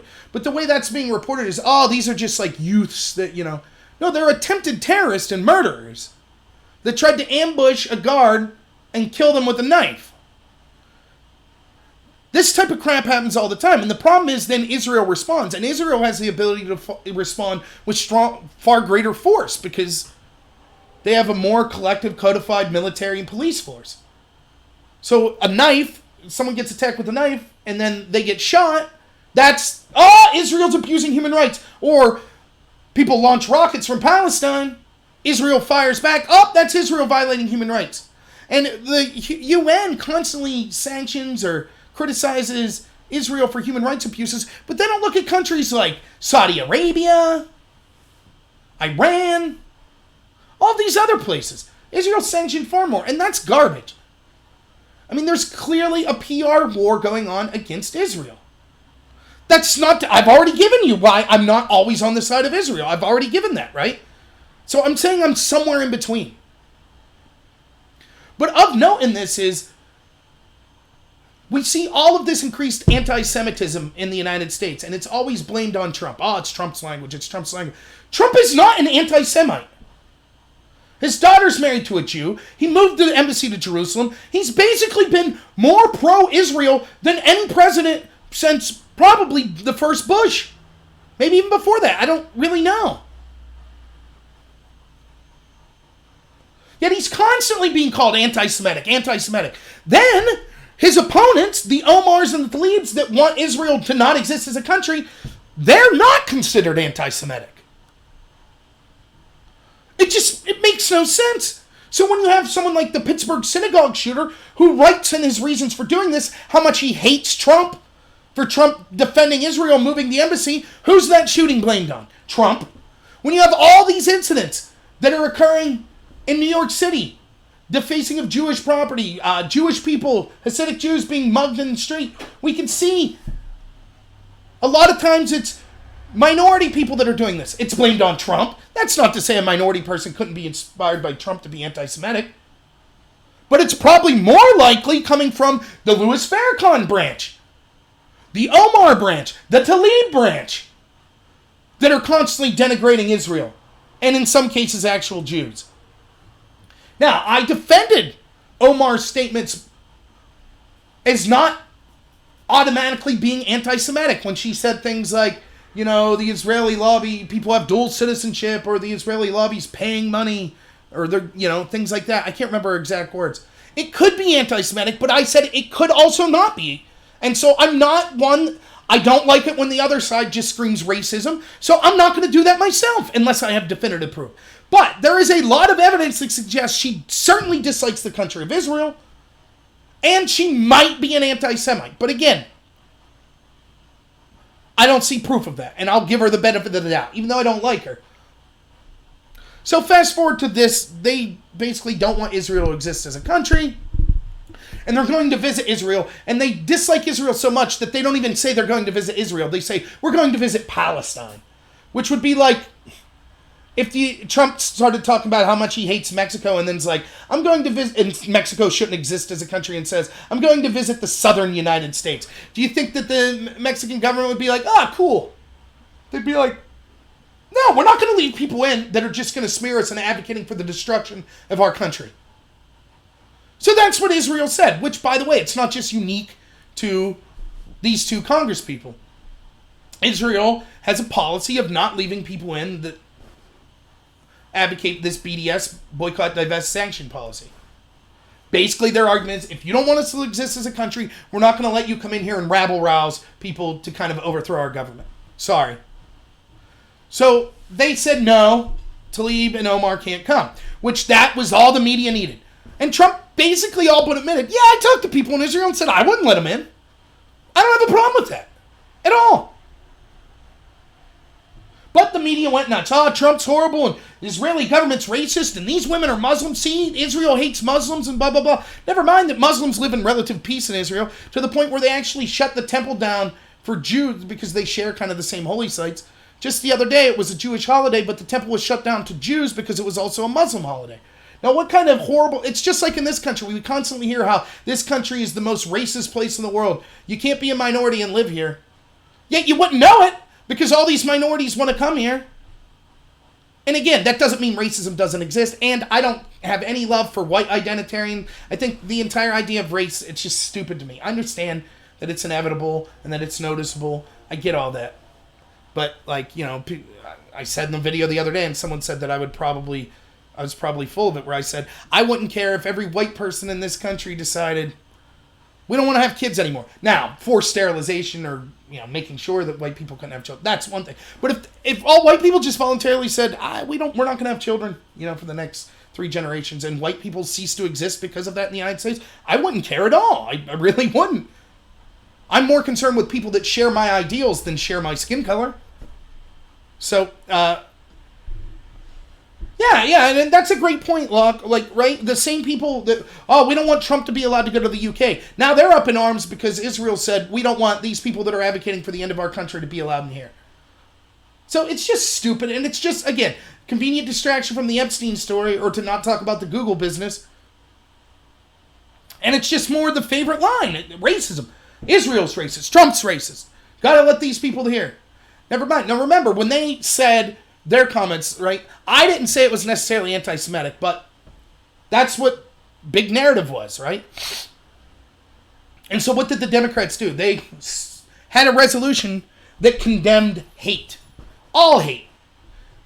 I encourage everyone to go back and watch my video on this. If you watch that video, what you see is, picture how heinous this is anyways. Like, so you're accused, whatever, your group you're in, your political party, your sports team, whatever. They're accused of being racist or bigoted towards a group. And so you say, oh, okay, we'll condemn that. But instead of just condemning that, you condemn all hate. So that's a cop-out, one. And secondly, they didn't condemn all hate. Because when you actually read the specifics of what they condemned, every instance they condemned everything you could think of, like bigotry towards Hindus and Buddhists and trans people and basically every group you could think of. You know who they didn't include? Christians or whites or straights or men. Every other group, though. So what? Hatred towards men's not to be condemned? Hatred towards Christians isn't to be condemned? Well, it's because of identity politics. Those groups are considered oppressors. So you can't condemn, you can't be hateful towards them. So even when they're sitting to condemn all hate, they can't even condemn all hate. Then they give examples of the hatred they're condemning. And it's basically just all white supremacy. I'm with you, I condemn white supremacy. But that's it. You have someone on your party who's not white, who's basically accused of making anti-Semitic claims, and you say, yes, we condemn white supremacy. So, but you're not condemning your actual person who's not a white supremacy that does this. So now, and my take on this, and I did a video on this, I don't know what to call it. It's a stupid term, but I heard the term once, and it, I guess, is the best term I could come up. Well, no, Rob. It's not wanting. I don't want a genetic line to cease to exist. I just don't care. If they willfully say we don't want to have children, it wouldn't bother me at all. Now, if it was tragically because it was forced, that's terrible. Or if there was an illness that, you know, just came out that was like a certain genetic group, white in this case, couldn't have children, or what, that's terrible too. But if they just willfully, I don't care. Like, to me, I don't understand people's connection to it. I just don't get it at all. At all. It's honestly dumbfounding to me. I don't understand it. Like, for example, okay, I'm white, I guess, okay? I don't even know, I've never really looked in fully to my family tree, but let's just say, okay, I'm white. I acknowledge that. Do I have more in common with some rich guy in New York City that's also white, or the black guy that grew up in rural Alabama that also likes Bill Hicks and likes the same type of movies and comic books and stuff I like? Who do I have more in common with? What, my connection somehow, because I'm white, I have this elite? Like, I don't care. I have more in common with people from my local town, regardless of their skin color, than I do with people from the big city. There are all sorts of ways we could group ourselves into groups, and race, to me, and my connection to it, so far near the bottom, it's hardly relevant to talk about. But so many people want to focus on that. Right, like, if cats cease to exist because cats decided we don't want to reproduce, which won't happen, because there's a drive to reproduce. But if they cease to exist because of a willful action of a group, then yes, that's terrible. Do you identify as not a cat owner first? Are you walking around thinking, as not a cat owner, I group myself in with all these other not cat owner groups? No. Again, if that's, I have a problem. It has, but it's not just the skin color, it's also the genetic line. The skin color is just the easy way to label it. What does it matter? Genetic lines, for example, genetic lines cease to exist all the time. On an individualistic level, do you feel sad for each one of them? So, if I decide not to have any children, and none of my siblings have children, and none of my cousins had children, the genetic line of my grandfather would cease to exist. Is that a horrible, sad thing that we need to, I mean, it might be sad if we were trying to have children, but if we all just decide, hey, we're happy, we like our life, we don't want children. Right, of course, white people are reproducing, but of course, their numbers are, I'm just saying, I don't understand, like, to me, it's irrelevant. If they were forced not to reproduce, if there was an illness or something like that, it would be a deal. But it's not, yeah, I guess labels do matter. So then okay, Rob, then we'll go with this. So then, you're someone, you think it's a big deal, so if whites would voluntarily decide to not have children, you would, force them to have children? You think that that's a big deal? That would be something, if you had, for example, which clearly that won't happen, right? Because the genetic line of whites or European ancestry, there's a lot of diversity within it, and there's a fat chance of them all of a sudden deciding not to have children. But theoretically, in smaller populations, you could have that occur. So let's say you had some tribe that hasn't had much connection to the outside world, and we meet them and they say, due to our religious beliefs, we've decided that we're not going to have children any few. How big of a deal is that to you? What exactly do we do to stop that? Do we force them to have children? Do we have a day of mourning? Like, it doesn't matter. The problem is, and I'm not accusing you of this, Rob, but the problem is so many people that decry, rightfully, problems with identitarian politics on the left want to engage in their own identitarian politics when it comes to their groups. So they'll talk about things like white genocide. I'll be the first to talk about. You've heard me talk about it just now. When we see such as this resolution that was just focused on condemning hatred from white groups, that's absurd. I think that the idea of saying whiteness is bad at university campuses and having curriculums, that's absurd too. But I don't understand. No, I'm not ignoring the point. What's your point, Rob? You're saying that there's white genocide occurring? That's what you're saying? I said in a hypothetical, I care so little about skin color or my historical genetics that I wouldn't care if all people that shared my genetics decided to voluntarily stop reproducing. Because my connection to someone genetically is far less important than a million other connections I have to them. Whether it be we enjoy the same type of media, we have the similar political beliefs, we have similar religious or philosophical beliefs, we come from places where we do similar labor or similar jobs, we come from similar areas as far as geographical areas, we come from similar economic situations. All of those things far outweigh us having similar genetics. Regardless, that's not really the point I was going to. I would love to have a full conversation, which if you would want... Yes, but as a Cherokee... This is the last I'll say. But as a Cherokee, you're talking specifically about outside forces as decimating your lineage. That's completely different than if the Cherokees, before Europeans would have came to the United States, if the Cherokees would have just said, hey, our religious beliefs are we're not going to have children anymore, and the Cherokees were white, didn't exist as a genetic lineage by the time Europeans got here, how terrible of a thing would that be? And it's happened over and over and over again throughout history where genetic lines have been wiped out. Now, if they're wiped out through force, yes, that's a tragic thing. But if it would happen to be voluntarily, I don't see what the problem is. I just don't care. I mean, to me, it would be a far bigger tragedy, for example, the idea of liberty, the ideas that the Founding Fathers espoused to cease to exist. We want to focus so much on the things that we have no control over. Our gender, our sex, or our skin color. I choose to not use that as the prime identifier of what I am. And I think that once you do, you open up to all kinds of stuff. Right, you want the line... Okay. We could have a discussion about this some other time. Anyways, with Omar and Tlaib, what ends up happening then is people are basically accused of being racist because they don't want this group that wants this country to cease to exist. They think they should be allowed to go. And the term I was going to say that I hear used all the time, or that I've heard used that I think represents this, is the term cry bully, which is kind of a stupid term, but you see this happen on the establishment left all the time. And that is people that will be the most vitriolic and attack you and say the harshest things to you. And then when you respond, they claim to be the victim. And this happens over and over and over again.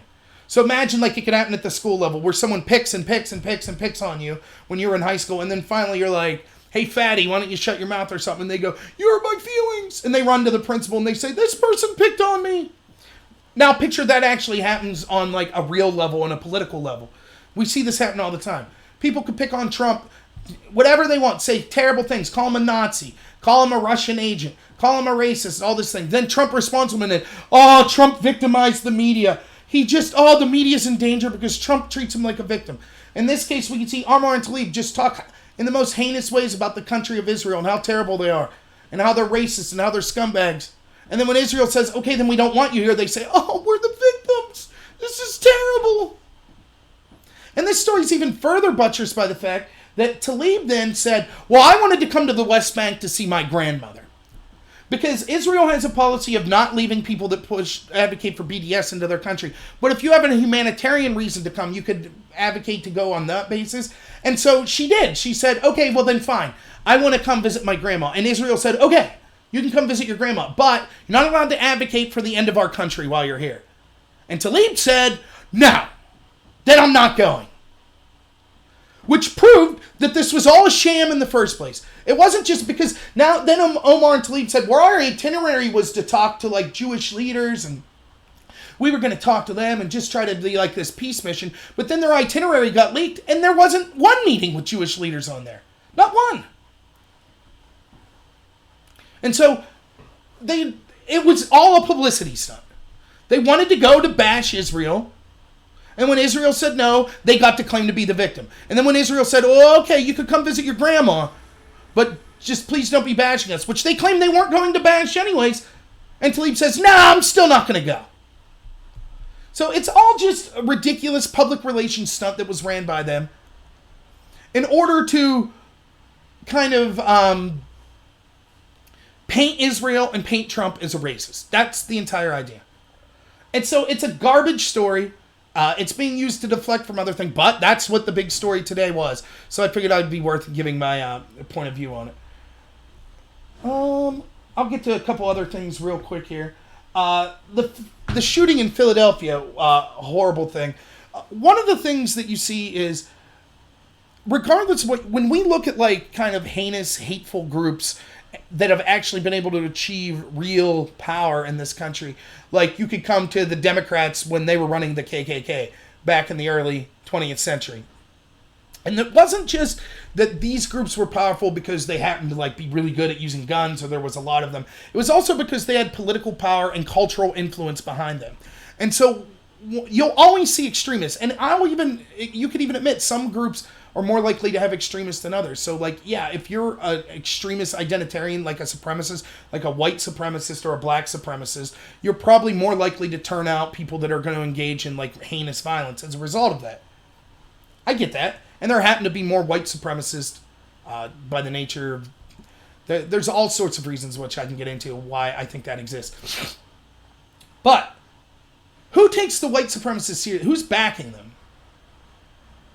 No one. No one in a position of power. They're universally condemned by everyone in the entertainment industry, the media industry, politics. Everyone. Some nut jobs online might be for them. That's about it. No one with actual power to influence a narrative or to influence policy change or to influence hiring practices, anything like that. No one. They're a joke. They're a laughingstock. They're loathed. And the reason that I bring that up is oftentimes when you see violence that comes from other groups, particularly that favor the establishment left, they are either ignored or defended. So Antifa would be the example we see recently, where Antifa could beat people and try to keep conservatives off of campuses.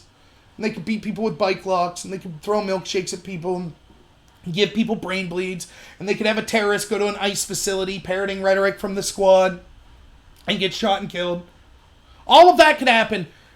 Did you see any of the Democratic presidential candidates say anything about it? I've seen people say, oh, the Antifa, like media people, Don Lemon, Chris Cuomo, that means anti-fascist, so they're not that bad. We've seen all that crap. Did you ever hear like Sean Hannity or the equivalent on the right, or a presidential candidate like, a Marco Rubio or a Paul Ryan or a Mitch McConnell be like, well, actually the white supremacists, actually the white population's in decline, so they kind of have a point. No, you don't see that. They're like, these people are heinous, we condemn them in the strongest possible terms.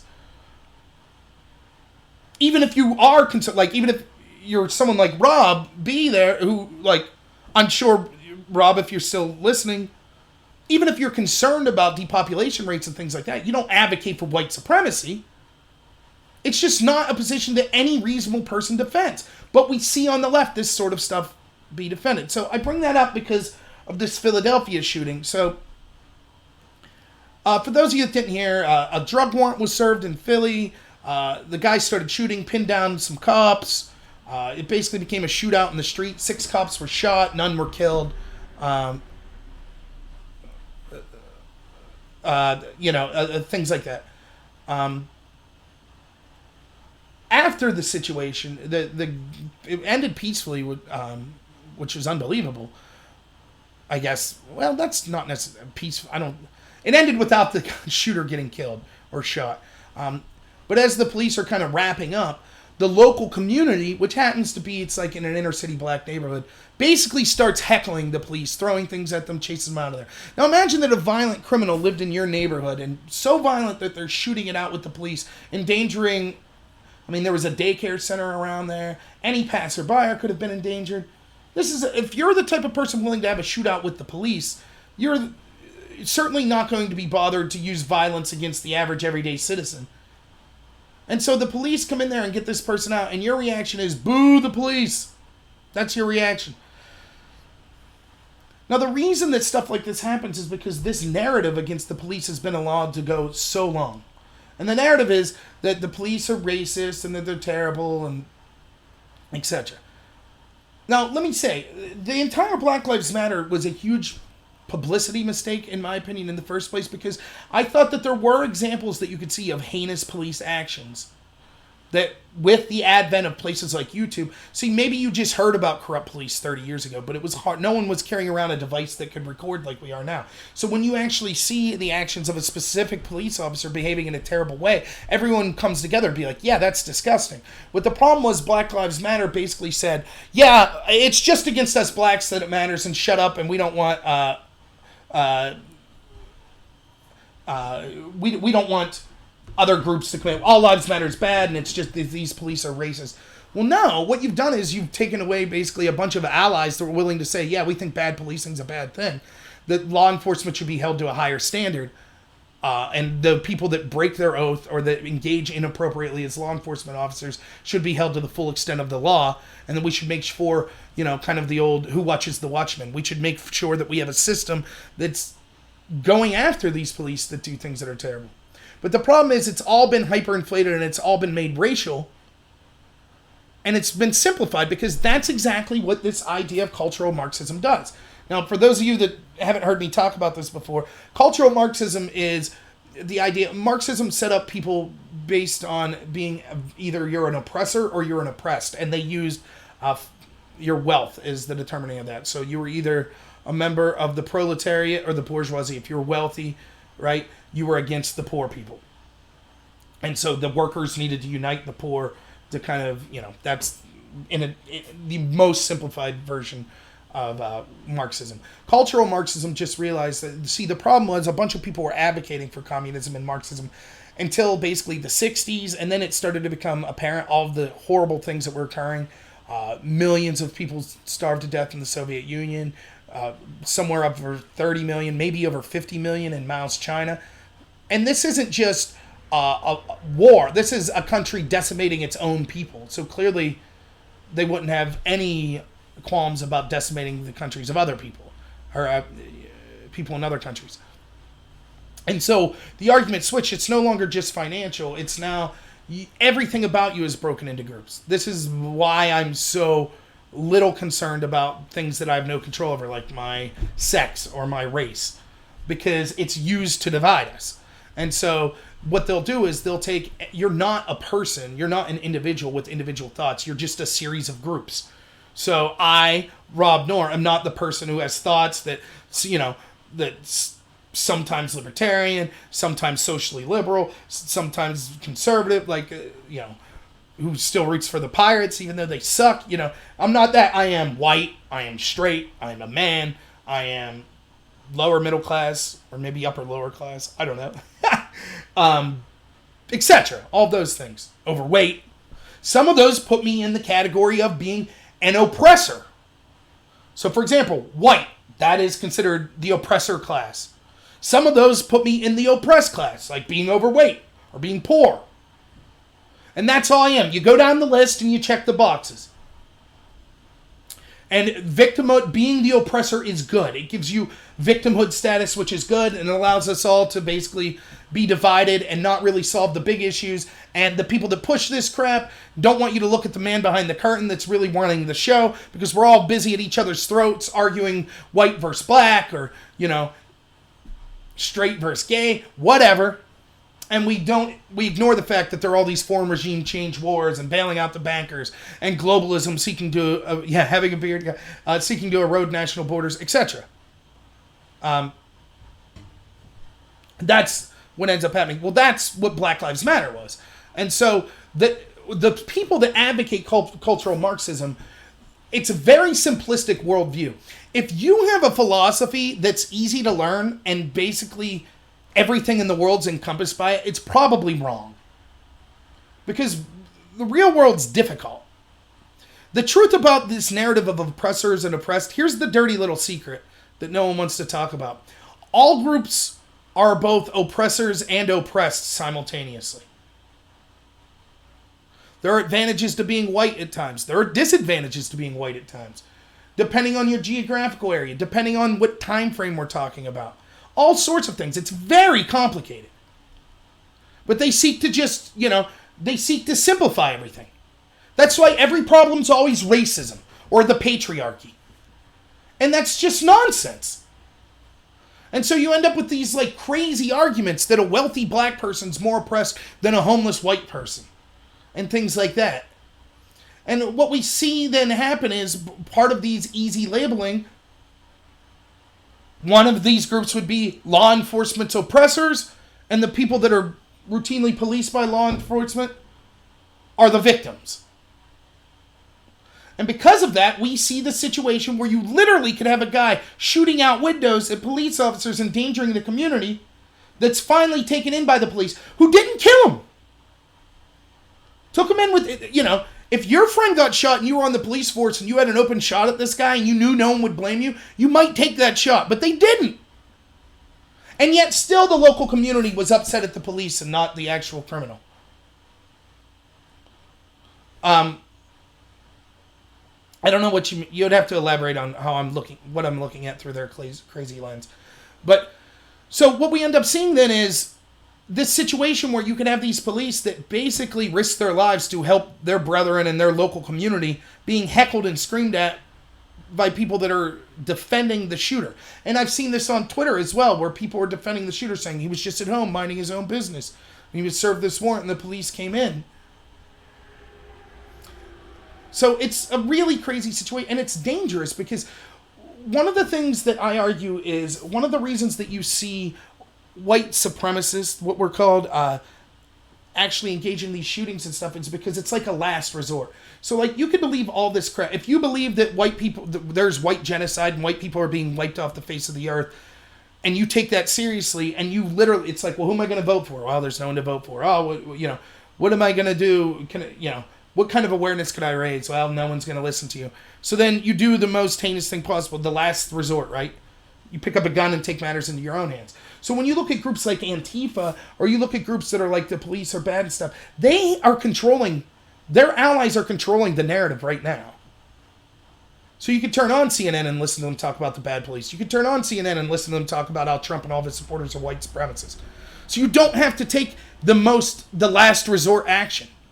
But if we start cracking down on that, which we should, one of the terrible side effects you'll see is they'll start resorting to more individualistic violence. Because if they can't win the narrative, if they can't win the public opinion, which they are winning right now, or they're at least able to exist in it, then they'll resort to the violence. But that doesn't mean that we should capitulate, just like we shouldn't capitulate to white supremacists. And so the danger, that's why we have to call this stuff out, because the more you allow it to grow, the more you allow the narrative to grow that all the police are evil, it's going to get worse and worse, and it happens to police in an individual day. Why would you want to be a cop in Philly?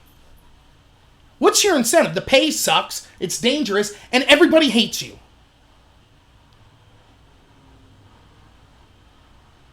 So what's your incentive? And we can't exist without law enforcement. Well, you can, but it'll just be anarchy. Now, the idea of...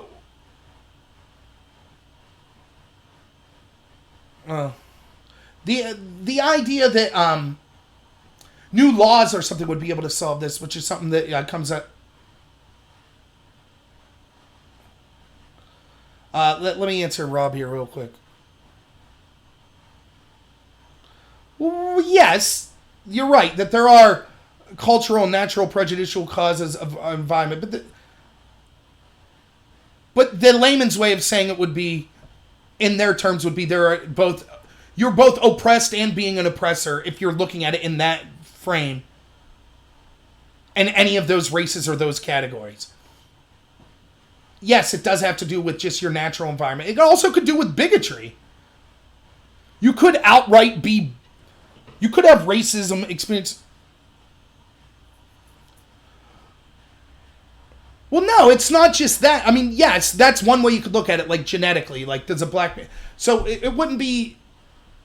Does a black man have privilege in a foot race? It would be most athletes that are runners end up being black. Does that mean you're privileged to be black? Well, only if you have the athletics that genetically that allows you. It just so happens that most of them... But there are other situations culturally other than that. For example, it is beneficial if you're trying to get into an elite university to be black. If you had the same scores as, say, an Asian person, it would be genetically, you might say you would be more, or at least culturally, you're more predispositioned as an Asian person to have a background that would get you into an Ivy League school. But as the individual, if you flatten all other things and you each got the equal test scores and had similar extracurriculars, you're certainly advantaged to being black. That has nothing to do with genetics, or it's nothing to do with a natural environment. That has to do with conscious prejudice. So, and there certainly could be conscious prejudice against black people as well.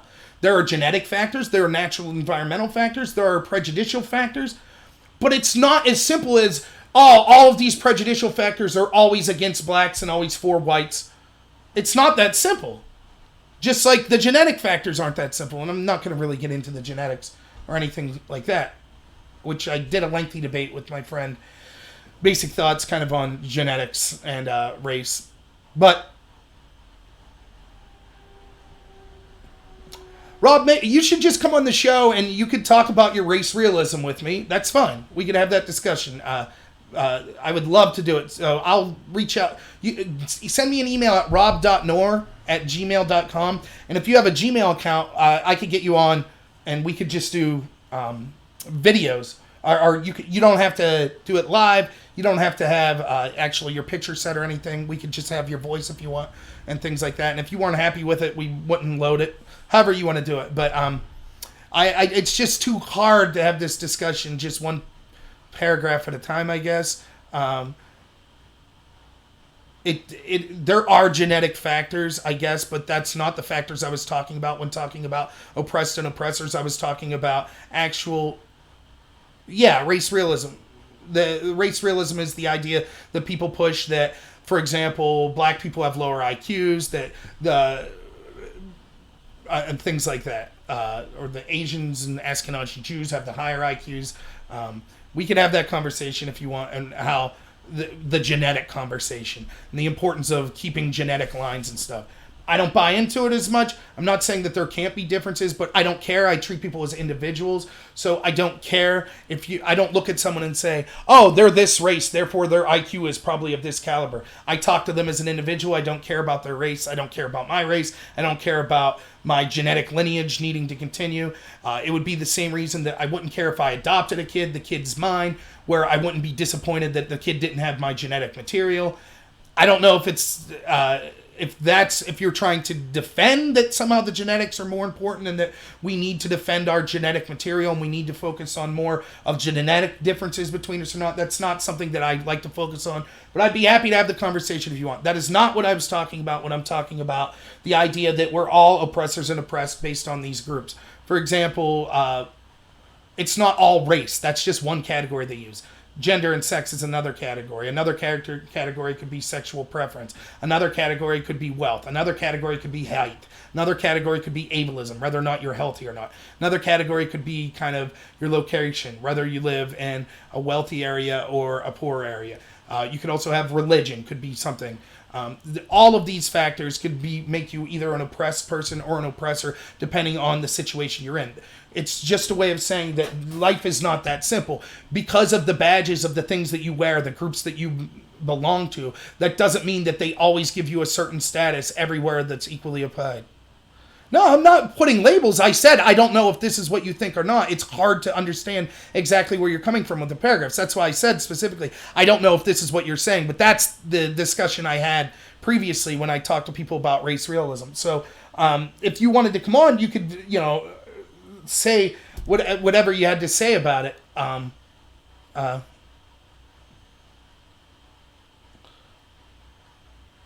Yeah, I mean... So, I mean, there's tons of there are genetic predispositions and things like that. But again, I don't judge people based on that. We all have stereotypes. You all look at people and you have, for example, I've never been to China, but I have an idea of what China is. And I have an idea of what Chinese people look like. But the key with stereotypes is once you meet, you throw out as much of the stereotype as possible in favor for the more empirical evidence you have, which is you're actually talking to that specific person right there. So, but the point is, you can't just, it's bad to break people up into these groups. It's bad to focus on who you are as your race first, or your gender first, or your sexual preference first. Because when you do that, you automatically divide yourself as, I'm setting myself up in this category, and it's important to defend this category, and this category is being attacked by other people, and then that ends up becoming the prima facie thing that you're dealing with, which allows the division to occur, which you don't look at then the real policies, the real ways that we're being screwed behind the scenes.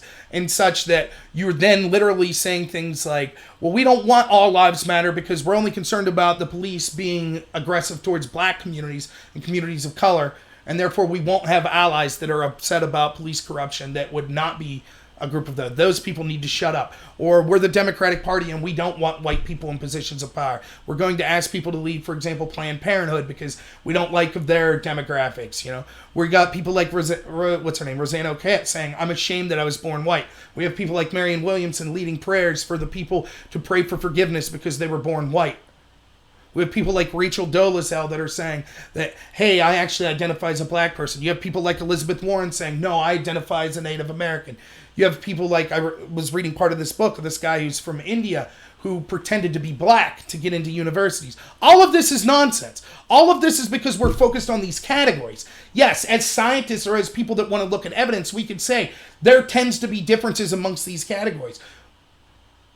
But the focus on that in lieu of the actual empirical evidence of the people in front of you and who they are as an individual is going to be a mistake every time.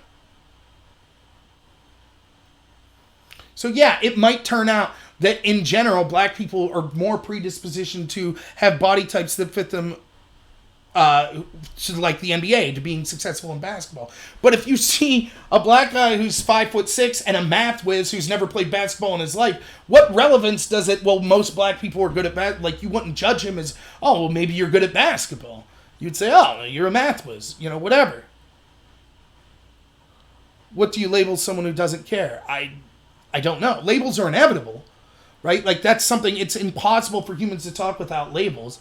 Whether it be specific names, like you call me Rob, or, both our names happen to be Rob, or, you put labels all the time people tell me oh, why would you label yourself a Republican, or why would you label yourself conservative?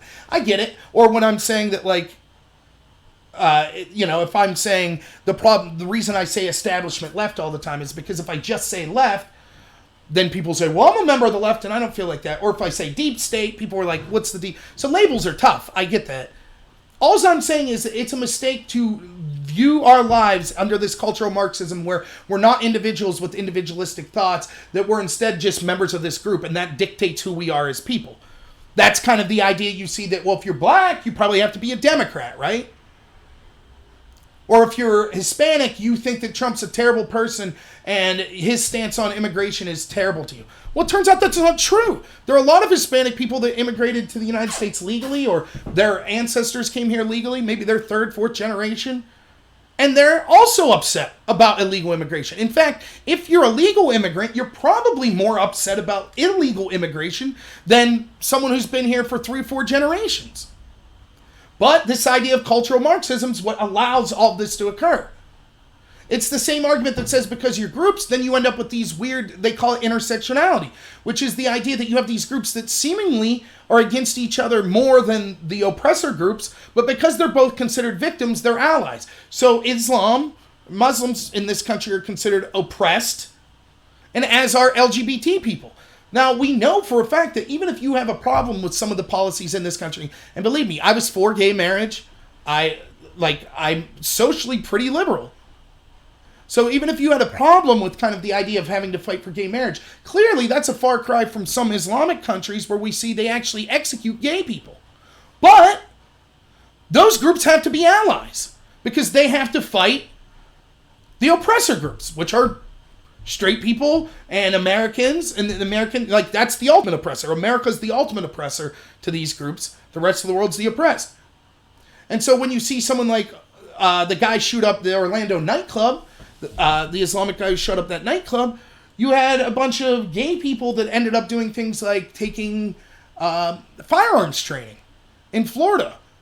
And it was like this weird thing where it was like, whoa, you can't leave the group.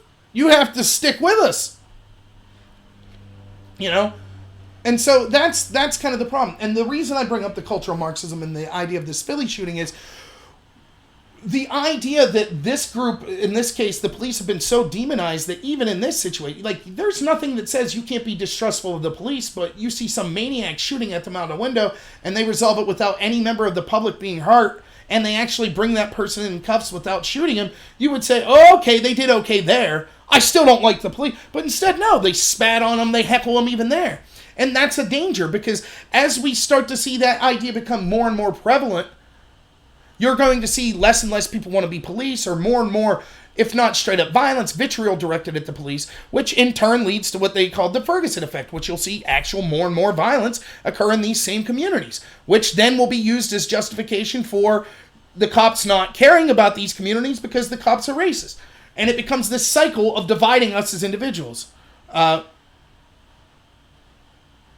Yeah, and that's exactly right, Locke. I don't know that specific situation, but that's what you see all the time. And, you know, one of the things, the last thing I was going to talk about, I might as well throw it in now, is Sarah Silverman, right? So Sarah Silverman, who's, I believe she's Jewish. She was at one point dating or married to Jimmy Kimmel, and a leftist comedian, one of these people that hates Trump, you know, stereotypical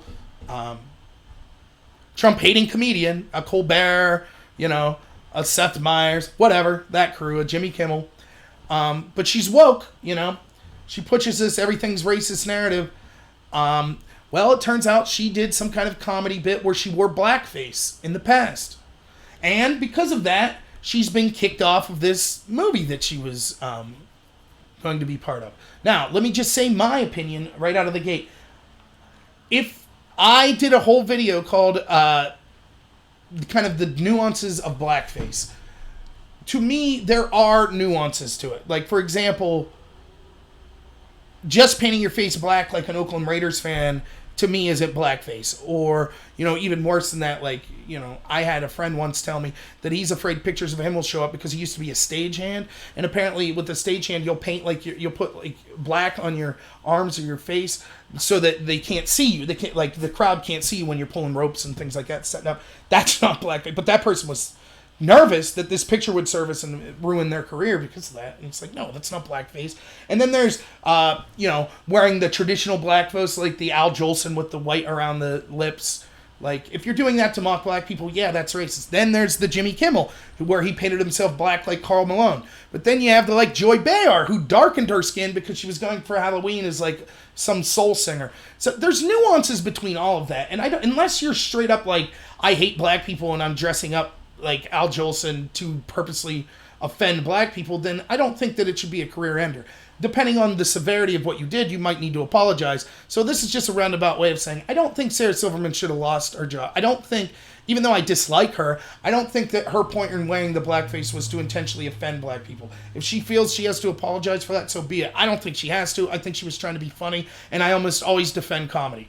However, having said that, it's the movie's right to kick her off if they want. But, that's how I feel.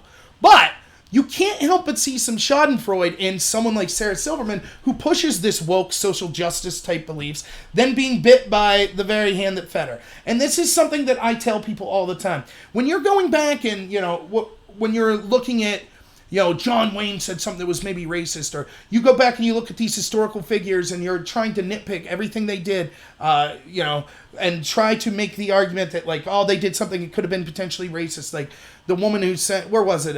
One of the sports stadiums, this woman, they played this clip of her singing the national anthem, but now they don't because she was in a movie that was risque, and like she played a character that was racist. Like, we have that all the time, We have people that... Who's the guy that played Thanos? Or is he not allowed to, like, go in public because he portrayed killing half the universe? It's just nonsense.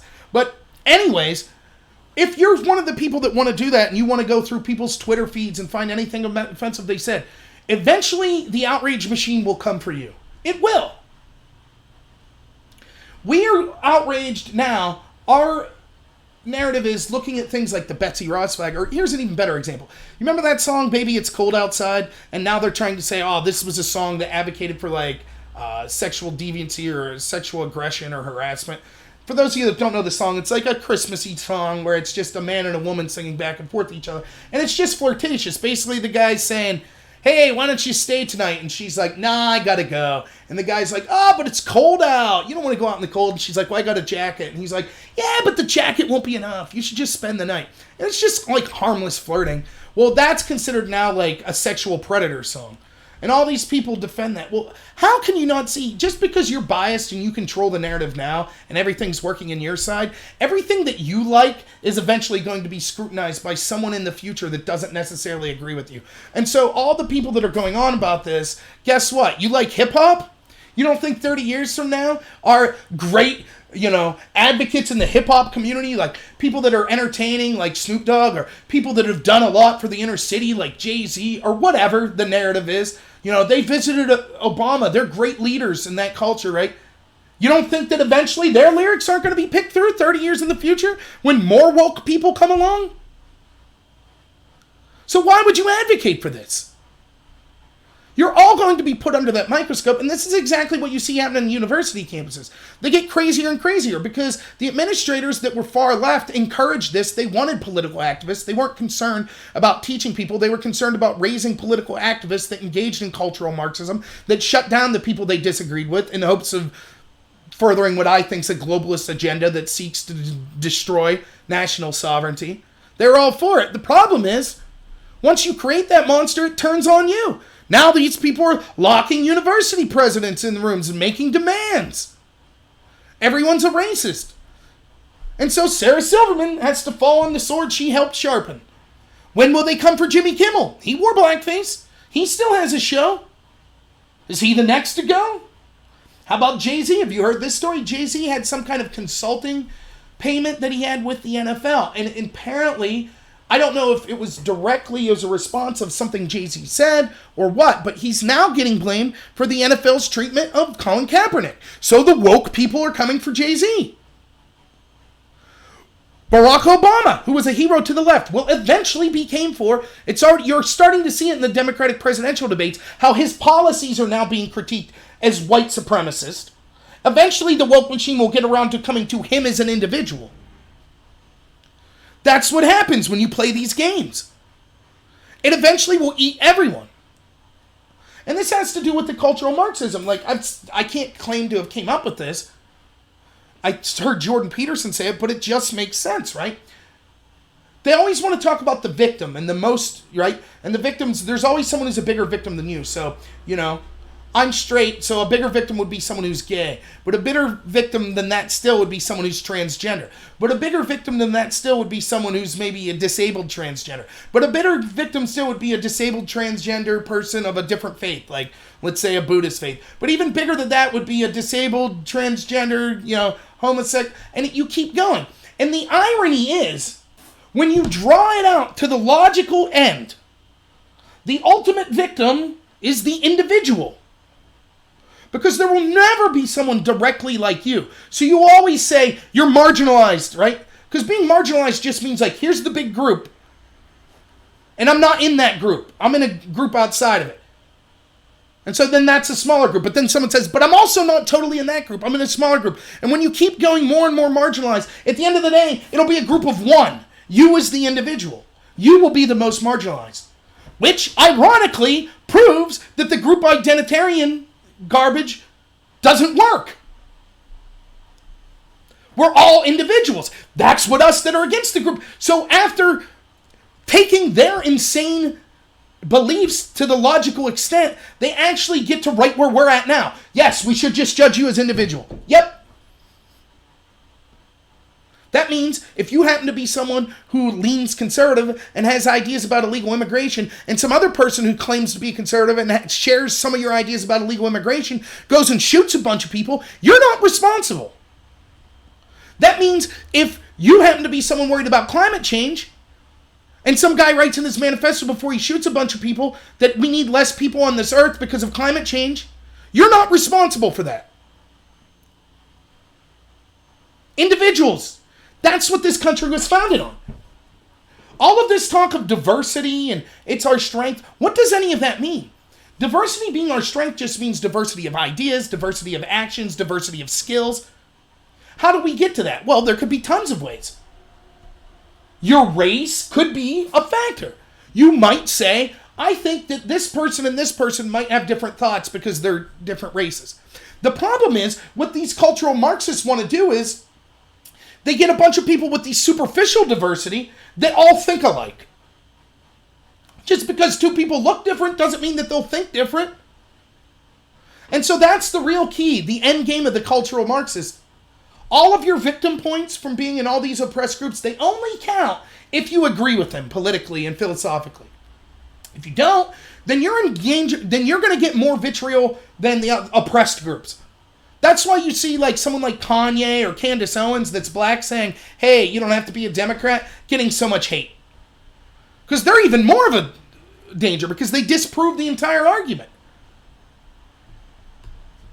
So, yeah, I just thought that was funny on Sarah Silverman. I guess the last thing I'll talk about is more information's come out about Hillary's emails. And this is going to be a bigger story. This kind of goes in with the Russiagate. Now, I will have to admit that I'm not as investigated into this because it just broke today. And so I definitely want to read more on it. But in a nutshell, here's my understanding of what happened. It turns out that there is this company, and I can't remember the name of the company, but it's a Chinese like kind of energy company. Their email address, or an email address with their name is a more accurate way of putting it, ended up receiving all of Hillary's 30,000 emails that were deleted. And we now know that many of those emails were classified information.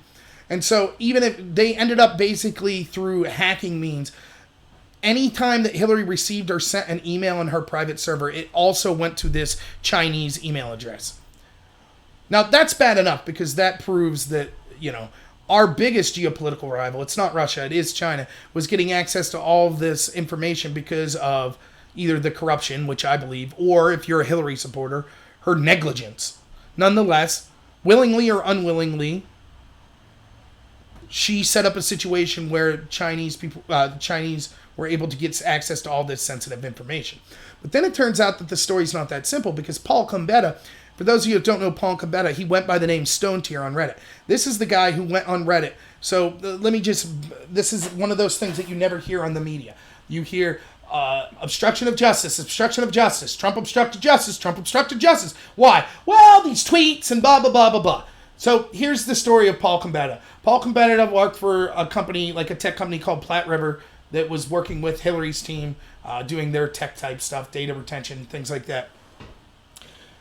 Congress subpoenaed 30,000 emails of Hillary Clinton's because they wanted to see her. Now, for those of you who don't realize, that don't understand, why did Hillary have a private server? If you're not really looking into this, it might be difficult to understand why. Well, the reason is anything you have on an official government server is vulnerable to Freedom of Information Act requests. So if you're working as it makes sense, right? If you're an employee of the people of this country, so you're a federal employee or a representative of the people, right? You're there to represent the people. The people then get access to the information that, in your tenure, being used as their representative, they then can file Freedom of Information Act requests to see that material, because that was material that was made using collective wealth of the people through taxes, and being used to represent the people. Now, clearly there are limits. Things are certain classified, things like that. But as time moves on, those classified things also can be released. So if you were discussing shady things that would look really bad for you, you wouldn't want that on a server that the public would eventually have access to. So you would have a private server. That's why she had a private server. Her argument was it was just more convenient. Now, keep in mind that every person at her level, and even levels way below her that get security clearances, go through classes where they're specifically told, like, there's dangers in having private servers and private emails and sending things through non-encrypted software because we have spies that are constantly looking to get their hands on it. So she knew the dangers. So her argument, even if you take her at value, she's saying, I was willing to danger classified information because it was just more convenient for me. That's bad enough. But that's clearly not what happened. She did it because she was trying to hide information from the public. So, in the course of this, Congress says, we want to see these 30,000 emails because Hillary was claiming, oh, they're just about yoga. Well, we now know that was a lie, so she lied to the people when she said that. And so we now know that what happened was this evidence was subpoenaed by Congress for an investigation, part of a criminal investigation. Hillary Clinton's team then received that subpoena. Someone then told Paul Gambetta, who went by Stone Tier on Reddit, to get rid of a very VIP's name from the email list. We know this because Paul Gambetta, as Stone Tier on Reddit, specifically says, hey guys, I have a very VIP whose name I need off of an email chain list. So picture it like this. You send an email and you CC it to like 10 people. Because you people are probably all laughing at me. I'm not very tech literate when it comes to stuff like this. So I'm just trying to explain it for someone who's maybe similarly not tech literate as me. You send an email and you CC like 10 people. One of those people is Hillary Clinton. And you know Hillary Clinton's under investigation. So you want to just take her name off of that CC. So the other 9 people's name would still be there. And then you don't have to submit that email to Congress because they're only looking at emails that Hillary Clinton had access to. But the problem is it's really difficult to just take that one person's name out. And so these people on Reddit tell Stone Tier, yeah, it's really difficult. And then someone basically says, also, it could potentially be illegal because if it's evidence, then that's tampering with evidence. And Paul Gambetta then's not able to take just her name off. So what does he do? He deletes all of it with BleachBit the next day. Now, James Comey admitted that he thinks that the person who told Paul Gambetta to delete those was Hillary Clinton's personal assistant and attorney, Cheryl Mills, who would be a big fish. But the FBI charged no one. That is clear obstruction of justice. You destroyed subpoenaed evidence. 100% clear. No debate. If you don't believe me, you try. Even the police, it doesn't have to be the FBI. If the police say, we are coming to get this evidence, and you say, nah, I destroyed it. If they subpoena your phone and you say, I destroyed my phone, you see where that lands you. But no one got charged. No one got charged with Hillary. Now we know, and the reason I bring Paul Gambetta up is, it now turns out that it seems as if he personally set up this Chinese email. His claim is he just randomly picked a name. It just so happens that it happened to be the name of this Chinese firm. But he just randomly picked it. And the reason was to have, for some reason, which I'm not clear what even his explanation would be, to have a duplicate email where all of this stuff came to. Which is probably illegal on its own right, seeing as how there was classified information. Now, I would say the only reason you would need a shadow account like that is for nefarious purposes. Because you're trying to get classified information to be hidden from the public or hidden from oversight and to get in the hands of people that shouldn't have access to it. So the whole situation's shady. But the part that I do understand and I really want to focus on, I.G. Horowitz, who's the same one who's doing the investigation into both the Hillary email investigation and into the origins of the Russia investigation, it specifically said that he got involved and questioned the people involved at the FBI why they didn't look into this. And basically, once more, the FBI was aware of this and stonewalled it.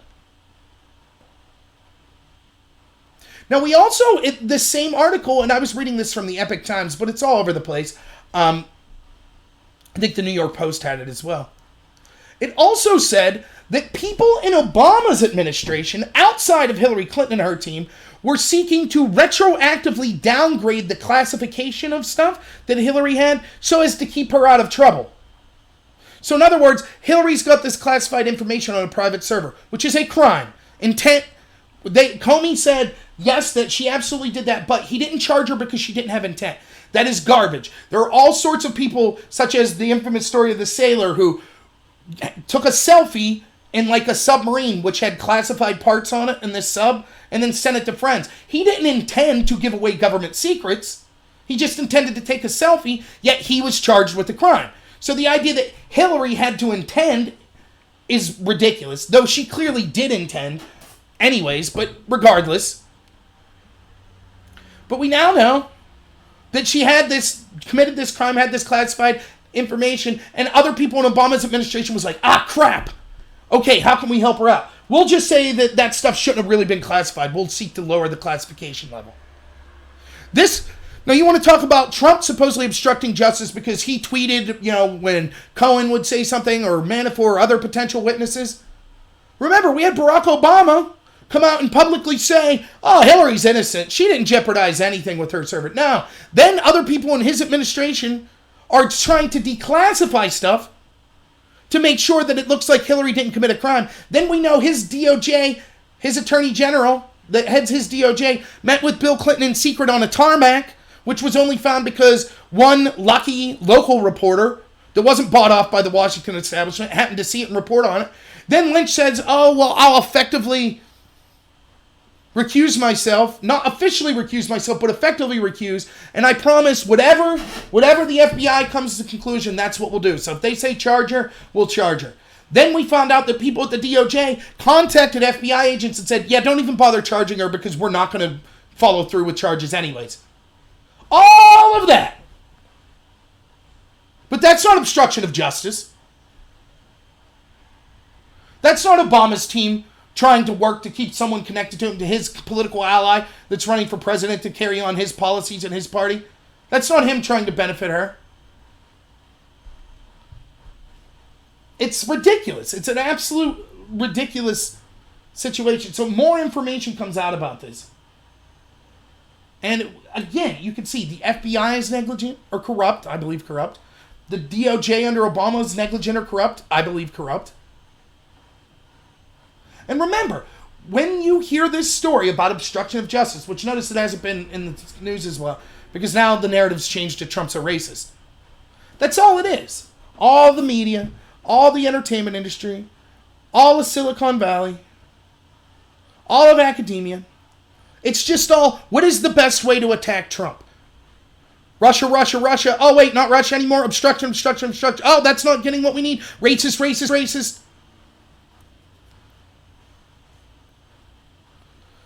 So don't believe a word of what they say. And keep in mind, these are the same agencies with the Epstein situation. Trust the FBI this time.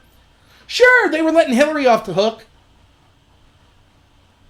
What's the FBI going to do in this investigation with that? Let me ask you this. Let's say if you're the FBI and you have one of two ways, right, of going after this. We already let Epstein die, but even aside from that, okay, so let's say this Ghislaine Maxwell that's connected to supposedly a co-conspirator with Epstein. You bring her in, and you have one of two options. You could either, one, look for the absolute crimes that you could prove for her and anyone else connected to Epstein, regardless of what they are. Charge them with those crimes, throw them in prison, and then say, we're also going to come after you for these other more heinous crimes. Or you could help us by giving us what you know, and we'll cut you a deal on the stuff we've already charged you with. You could do that. Or, now hear me out, here's the other tactic the FBI could take. They could say, Ghislaine, we're going to give you total immunity from everything. We want to see some evidence, like some stuff that we have a request to see of yours, but we will totally destroy it to make sure no one else ever gets to see access to it. And anyone connected to you that you could name, please tell us, and we'll give them all total immunity too. And then we'll try to solve this case. Now, which one do you think would have more success, a higher success rate of actually bringing people to justice that committed heinous crimes?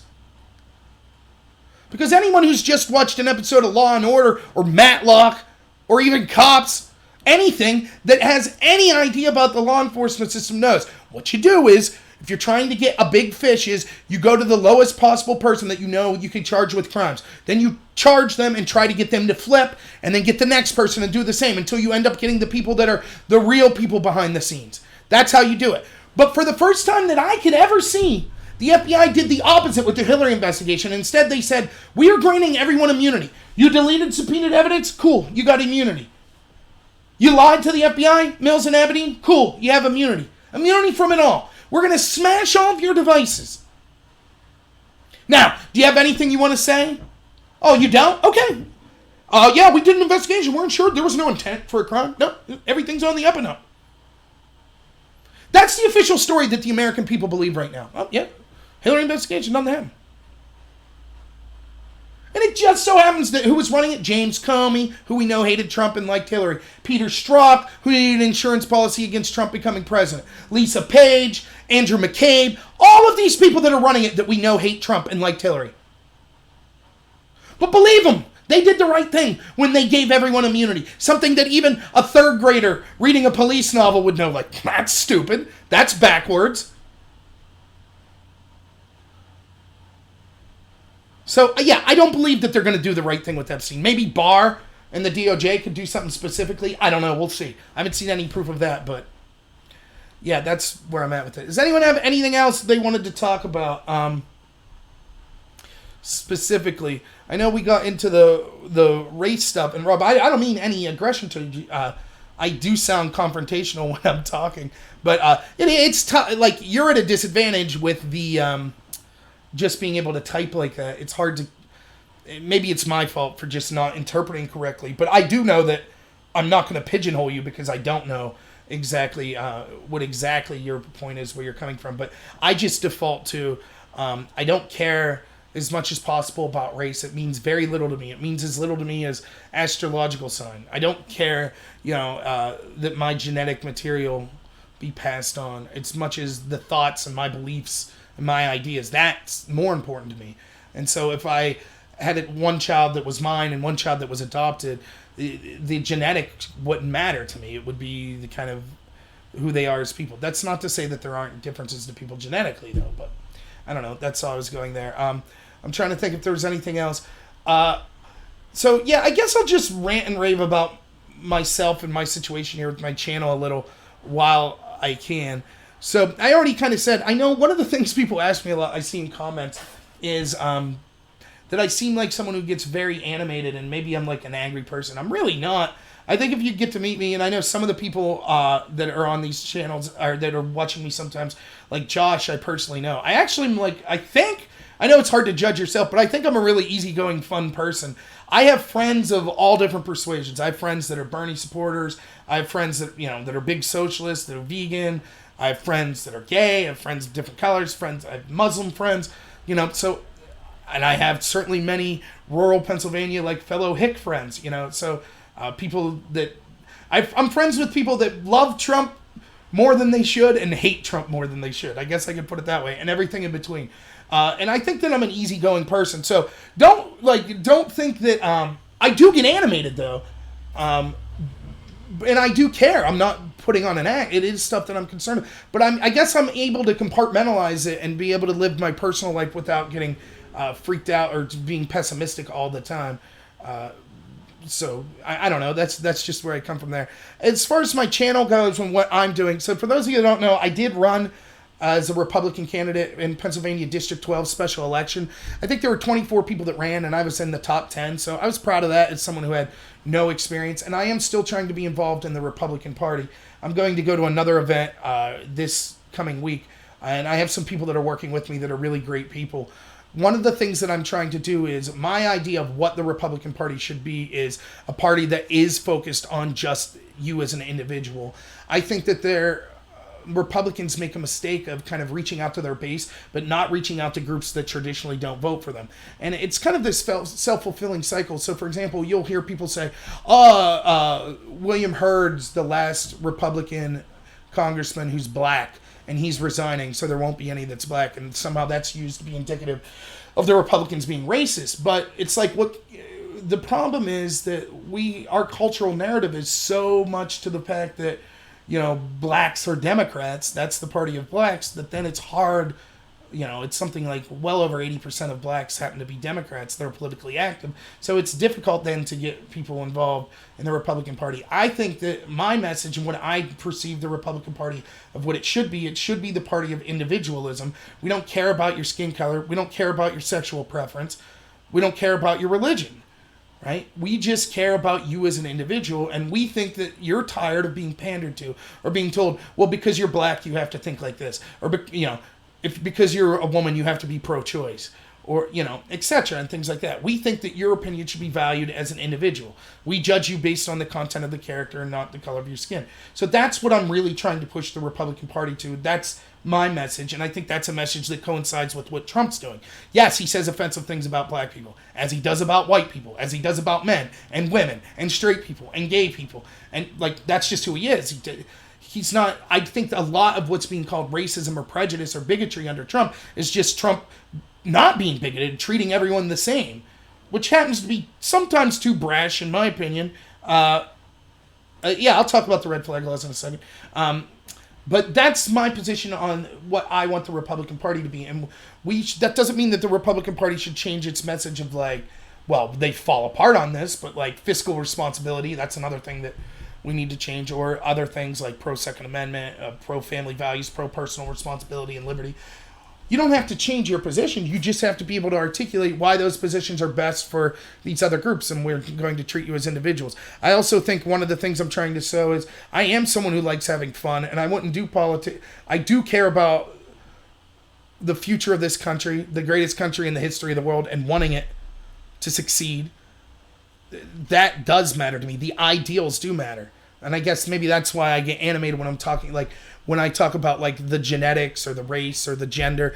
My connections to those things are far less important than my connections to people that share the values of the founding of this country. This was the best country in the world because it was the first country to really codify, still in the best possible way, that the foundation of a country is the individual. It's not the group.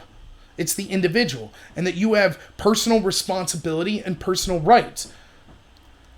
And we're a collective of individuals operating with personal liberty and responsibility. And that's what allowed all of the great successes we've seen as a country. Yes, there are problems. And yes, sometimes they're worth talking about. But in general, this is the best system that we have. It's the best we've seen it codified. And the reason that it's the best is the idea of liberty and personal responsibility. I want that mentality to carry more than anything else. I don't care the genetics of the person carrying on that mentality. I don't care the race or the sexual preference or the religion, and none of that matters as much to me as that. And that's what I truly believe. But I also wouldn't be getting involved with something if I didn't find it enjoyable, because, the only thing in life that you should do if you don't find it enjoyable is if you have to make money. Maybe sometimes you lose your job and you got to bag groceries or you got to flip burgers. And it sucks and you're not going to love it, but you make the most of it and you do what you got to do to survive. And hopefully you can get yourself in a situation where you end up making a living doing something you like. So because I'm making a living and I'm comfortable, I'm not getting involved with this purely because I think that, I could help. That is a big part of it. But I'm not claiming to be, some morally superior person. Far from it. I also really enjoy doing it. And one of the things I'm trying to show people, particularly young people, is if you're the type of person that likes to have fun and joke around and you like comedy, yeah, a collective of individuals is still a group, but it's an amorphous group, right? Because a collection of individuals that are all thinking individually, you can put a circle around them and say, what connects them then? Well, it's the geographic location or whatever, but they still all have their own thoughts, as opposed to thinking as a group. If a collective of individuals all said, oh, by the way, and we're all going to be, vegetarian, for example, well, then they're now acting as a collective and not individuals. It's okay to have a collective of individuals. The point is to focus on the level of the individual, not on the level of the collective. But anyways, one of the things I'm trying to show is I think the Republican Party is the party of fun. I was told, that I changed from a lot of left-leaning friends I have say that I've changed. And I don't think so. I think I'm the same person I always was. I was someone when I was young. I don't know if you could tell by my girth. I did play football, and I was athletic to some extent. Not real great or anything, but I enjoyed playing my video games. And I came up in the, Sega Genesis and the Super Nintendo would have been like my heyday. of video games. And I remember back then there was this lawyer, his name was Jack Thompson, and he was running around, which, by the way, Trump was wrong to say this, but he was running around like trying to censor video games because video games made you violent, and I was against that. And I kind of like comic books, and you heard about the comic book code and how back in like the 60s and the 70s that you had the, you know, during the golden age of comics. I'm not a historical expert in this, but basically there was this unwritten agreement that, you know, comics could, you could only say certain things in comics because you didn't want to pervert kids, or, you know. And then you had in like the late 80s, was it Tipper Gore, I think, that was the movement to ban music. You had the case with Two Live Crew, where, you know, this terrible rap group whose albums were pulled off shelves because they were too offensive. And Two Live Crew and Dee Snider from Twisted Sister and John Denver, of all people, went on Capitol Hill and talked about the importance of not censoring music. Most of those, and then you had Lenny Bruce, who was this stand-up comedian, you know, and he told a bunch of dirty jokes, and a lot of them were anti-Catholic, or at least perceived as anti-Catholic, and so he used to get arrested for obscenity laws. Most of that was coming from the right. That was coming politically from groups on the right, and I was against all of that. Now, that type of censorship, and even more pernicious self-censorship, is coming from the left. That's what this social justice is. That's why Sarah Silverman can't be in this movie. That's why if you ever achieve anything, they go back and look at any joke you may be told when you were in high school. Like the guy that won the Heisman there a couple years ago. And he said, he used the word fag in a Twitter when he was like 16. Or gay or something like that. And so the day of his Heisman, that's the news story. You know, picture, you're an athlete. You work, you know, you're gifted with this natural ability, but also to win the Heisman, there are a lot of people gifted with that ability. You probably worked your butt off from the time you were, you know, just hitting middle school. All culminating, you know, and I get this a lot from, my thinking of this came from ESPN, even though I don't have cable. They had these documentaries called 30 for 30, and one of them is called Broke. And it's the idea of all these athletes that make these millions, but then end up broke a couple years after they're out of whatever league they're in. And, you know, one of the things they talk about in there is, so, you know, you're this athlete, and all of a sudden you're rich, and all these people you went to school with are like, hey, cut me off a piece, give me some money. And you have to think to yourself, like, dude, while your friend was out partying on Friday night, where were you? You were in the weight room. You were practicing. You set a goal, which was to make it to the NBA or the NFL or Major League Baseball or, you know, whatever. And you had a lot of personal sacrifice. A lot goes into that to accommodate that goal. So here's this Heisman, the top of the game in college football, you know? A culmination of everything he worked for in his professional and career, which he's not even paid yet. Just for love of the game and a potential future contract, busting your butt over and over, night in, night out. It culminates. You get the greatest achievement that could be offered to a college athlete. And the story becomes, oh, you called someone gay on Twitter and when you were 16. If you're young, if you're between the age, like, you know, you're 13 to like in your 20s, you have to be petrified, absolutely petrified, that if you ever do anything that makes your name of public interest, that you will be tore down. That someone will find you in the one moment where maybe you said something inappropriate, where you were a snot-nosed kid, and they'll use that to tear you down. That's the Democratic Party. And you think, that's okay, I'm woke. It'll come for you too. Ask Sarah Silverman. Ask Jay-Z. It'll get you.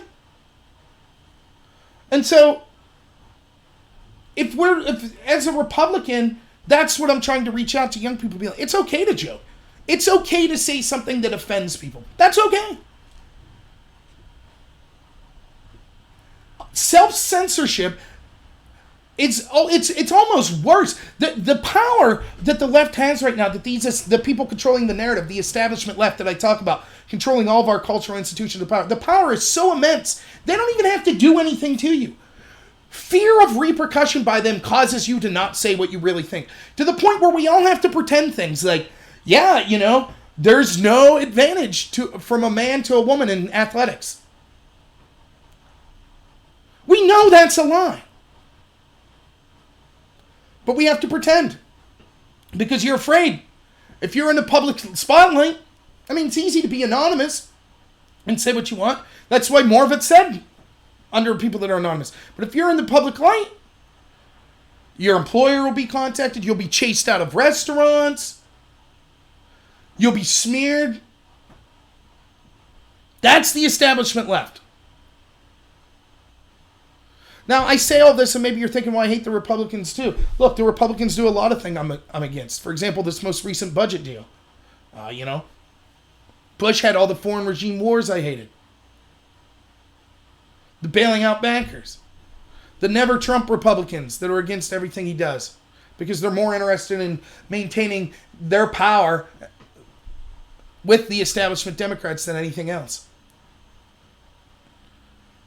I'm not here, right? And as we get closer to the election, I'm going to give my opinion on more who I would vote for. Never listen to me like who specifically to vote for. Everyone should make up their own mind. My message, though, my recommendation, I do think that you should vote for Republicans, specific ones. Like, I think Trump is worth re-electing at this point for a bunch of reasons I could get into. I think there are specific Republicans that are good.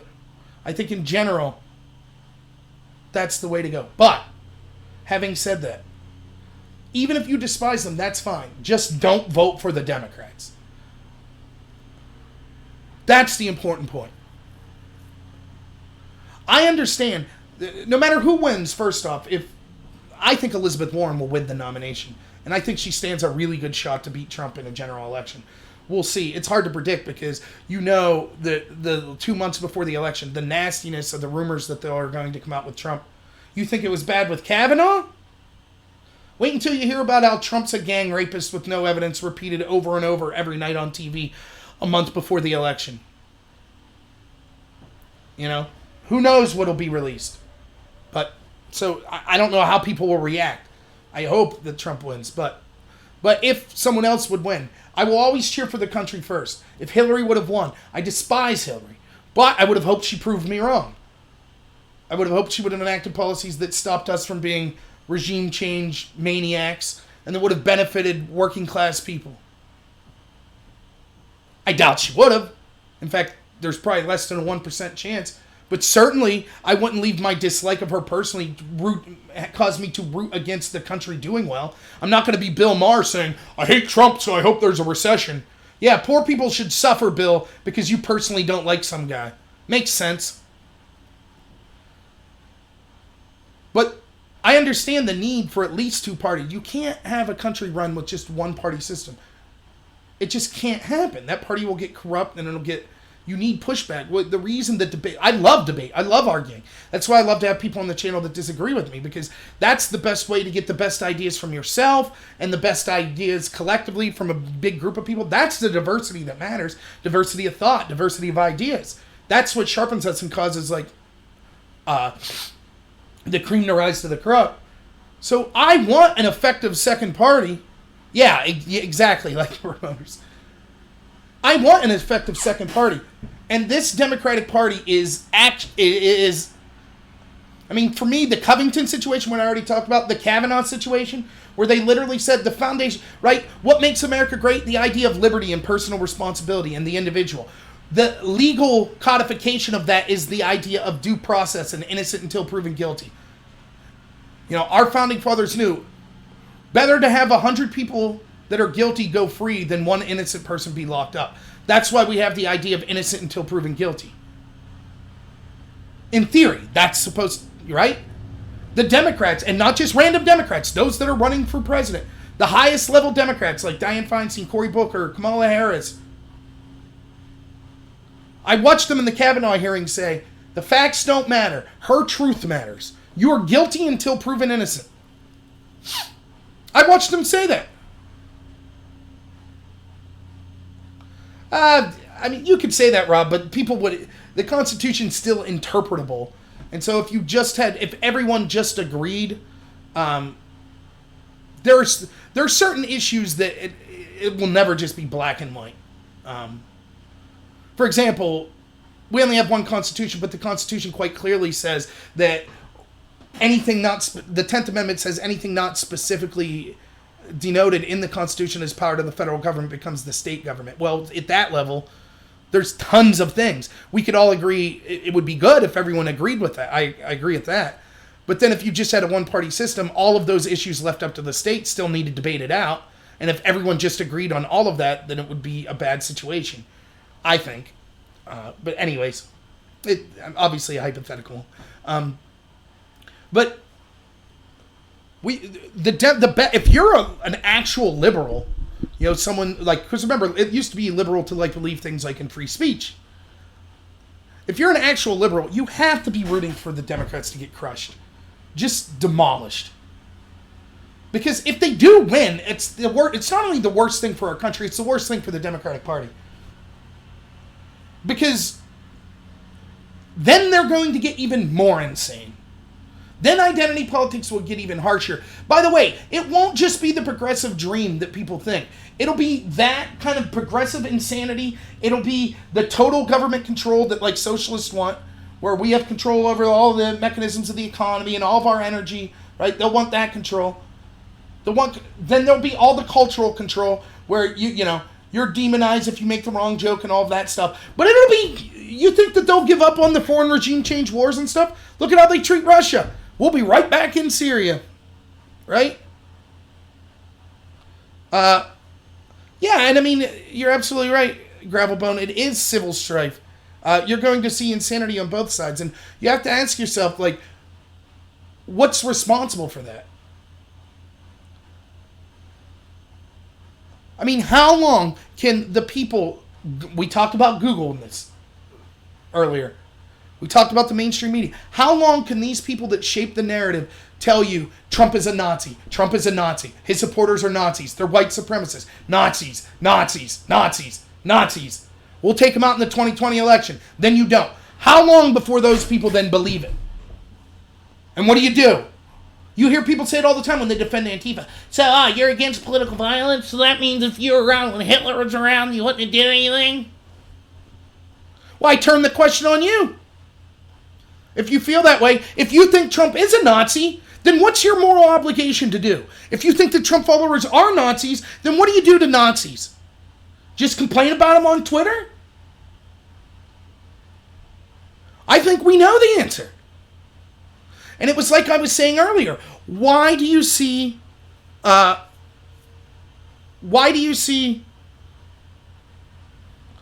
yeah, I'll get to that in a second, Rob. Why do we see white supremacists, for example, which, it's not worth talking, but why do you see like people like that? Well, commit mass murders? Well, a lot of it has to do with things like mental health and other things. Being a white supremacist is just an excuse to take these sorts of actions, I think, in a lot of cases. But as a group in general, I think you can see that when you feel that you have no other means of expressing yourself or achieving, you think that the stakes are that high, you think that white people have a genocide against them, and you think that there is nothing you could do other than personally use violence to try to correct it. That's the only way your voice could be heard. Well, these other groups, like your Antifas or your socialists or whatever, the other groups, the people that are saying Trump supporters are white supremacists, they have all these cultural institutions of power that have their back. They have the hope of winning the 2020 election. What happens if they don't win? 4 more years of the Nazis? 4 more years of putting gay people in gulags? Of locking up illegal immigrants in concentration camps? Of torturing their children? Of encouraging the rape and mass shooting of people? 4 more years of that? We can't take it. We have to do something. So, I mean, yeah, it does have the potential to get nuts. I mean, yeah, Rob, you're right about how we label. For example, one of the things I say all the time, Rob, is people tell me that I don't care about black people because I'm for eliminating the policies of the war on poverty. It's quite the opposite. I actually care about the inner city. I think it's quite evident by the fact that we see all of these people in power don't do anything to help the inner city, ever. It's just, we'll talk about it, vote Democrat. Moving on. Don't care about the gun violence there. They only talk about it when it can score them political points. That's the only time that it's ever mentioned, and the communities never have anything done for them. I think that the policies that we have are directly contributing to that. So we incentivize single motherhood, for example, with the war on poverty policies. That led to what I think is one of the bigger problems in the country in whole, and particularly in these inner city communities, which is single parent households. One of the best predictors of almost all forms of what we consider success in this country is that you grow up in a 2-parent household. So when we've eliminated that, and the numbers are sometimes as high as 70-75% in some of these inner city communities with people in single parent households, you're setting people up for failure. So I want to end those policies, and instead of having racial based policies, go back to policies that have nothing to do with race and that encourage personal responsibility, job creation. And I think that those communities will end up doing far better in the end as a result of that. It's not because I dislike those, but that's considered not compassionate. Or, the same way I could defend the left in the same way, right? I could say that you could be someone that's against guns, and your argument isn't, well, I'm against self-defense. It's just that I think that this isn't my position, but I think that theoretically these guns actually make self-defense less likely because it's putting a tremendous amount of firepower in evil people's hands, blah, blah, blah. I don't agree with that, but yeah, we shouldn't label that these things are just policy. Right. And Locke and Gravelbone, you're both right. Like the idea of the nuclear family is becoming history, and that's, again, it's because it's the same. It's part of this, what I consider like a globalist agenda or any type of big government agenda. The government, governments are inherently going to want to consolidate more power for themselves. So for the people that want bigger government, they're always it'll never be a situation, like, for example, this is why we have to be careful with things like Medicare for All and other types of programs, because it's very easy to create a big government program. It's almost impossible to remove it. Governments always have a tendency to get bigger and bigger and bigger. And one of the things they want to do is make government your family and not your family. So they don't want you to rely as an individual on yourself and those closest to you. They want you to rely on the government for subsistence. Because once you rely on the government, like I said, like Michel Foucault was talking about, then you're basically, the government becomes your mom and dad. And you can't talk back to mom and dad. You're totally at their whim. So that's what they want. That's kind of the elimination of the nuclear family. They want that. Right? Like, when you think about it, what is the idea of nationalism, of having national borders? Like, it seems complex, and all countries are different, but in reality, humans are sort of tribal. It's just now we're growing to the point we have such self-awareness that we can understand the tribes that we pick. We still are having difficulty escaping that idea of tribalism. And if you don't believe me, wear, a Steelers jersey into the Cleveland Browns bar. It's just the way it is. So we tend to gather with people more important relationships the closer we are. So you have your immediate family, right? That's the most important thing to you. Then you have your extended family. And then you kind of have your local business, like local government. That's why local government, you'll always, the most important, and the more localized you get, are the more important changes and more important aspects of your life. So no matter what anyone says, the number one person responsible for your life and for the success or the failure of it is you. Period. It's that simple. Like, you are the bulk of the reason that you're in the situation you're in, even if you were dealt a bad hand. Some people get really bad hands.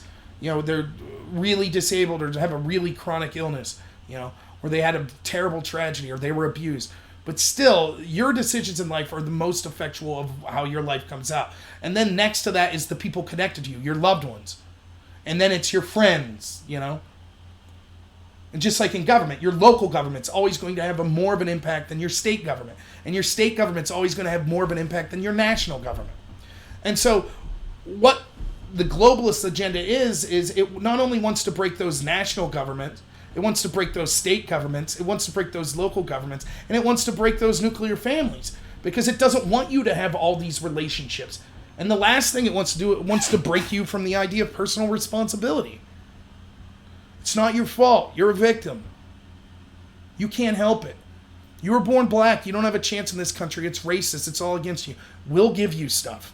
Vote for us. We'll make sure you're okay. And when you've accomplished that, you've basically accomplished it, mentally enslaving people. They're now at your whim.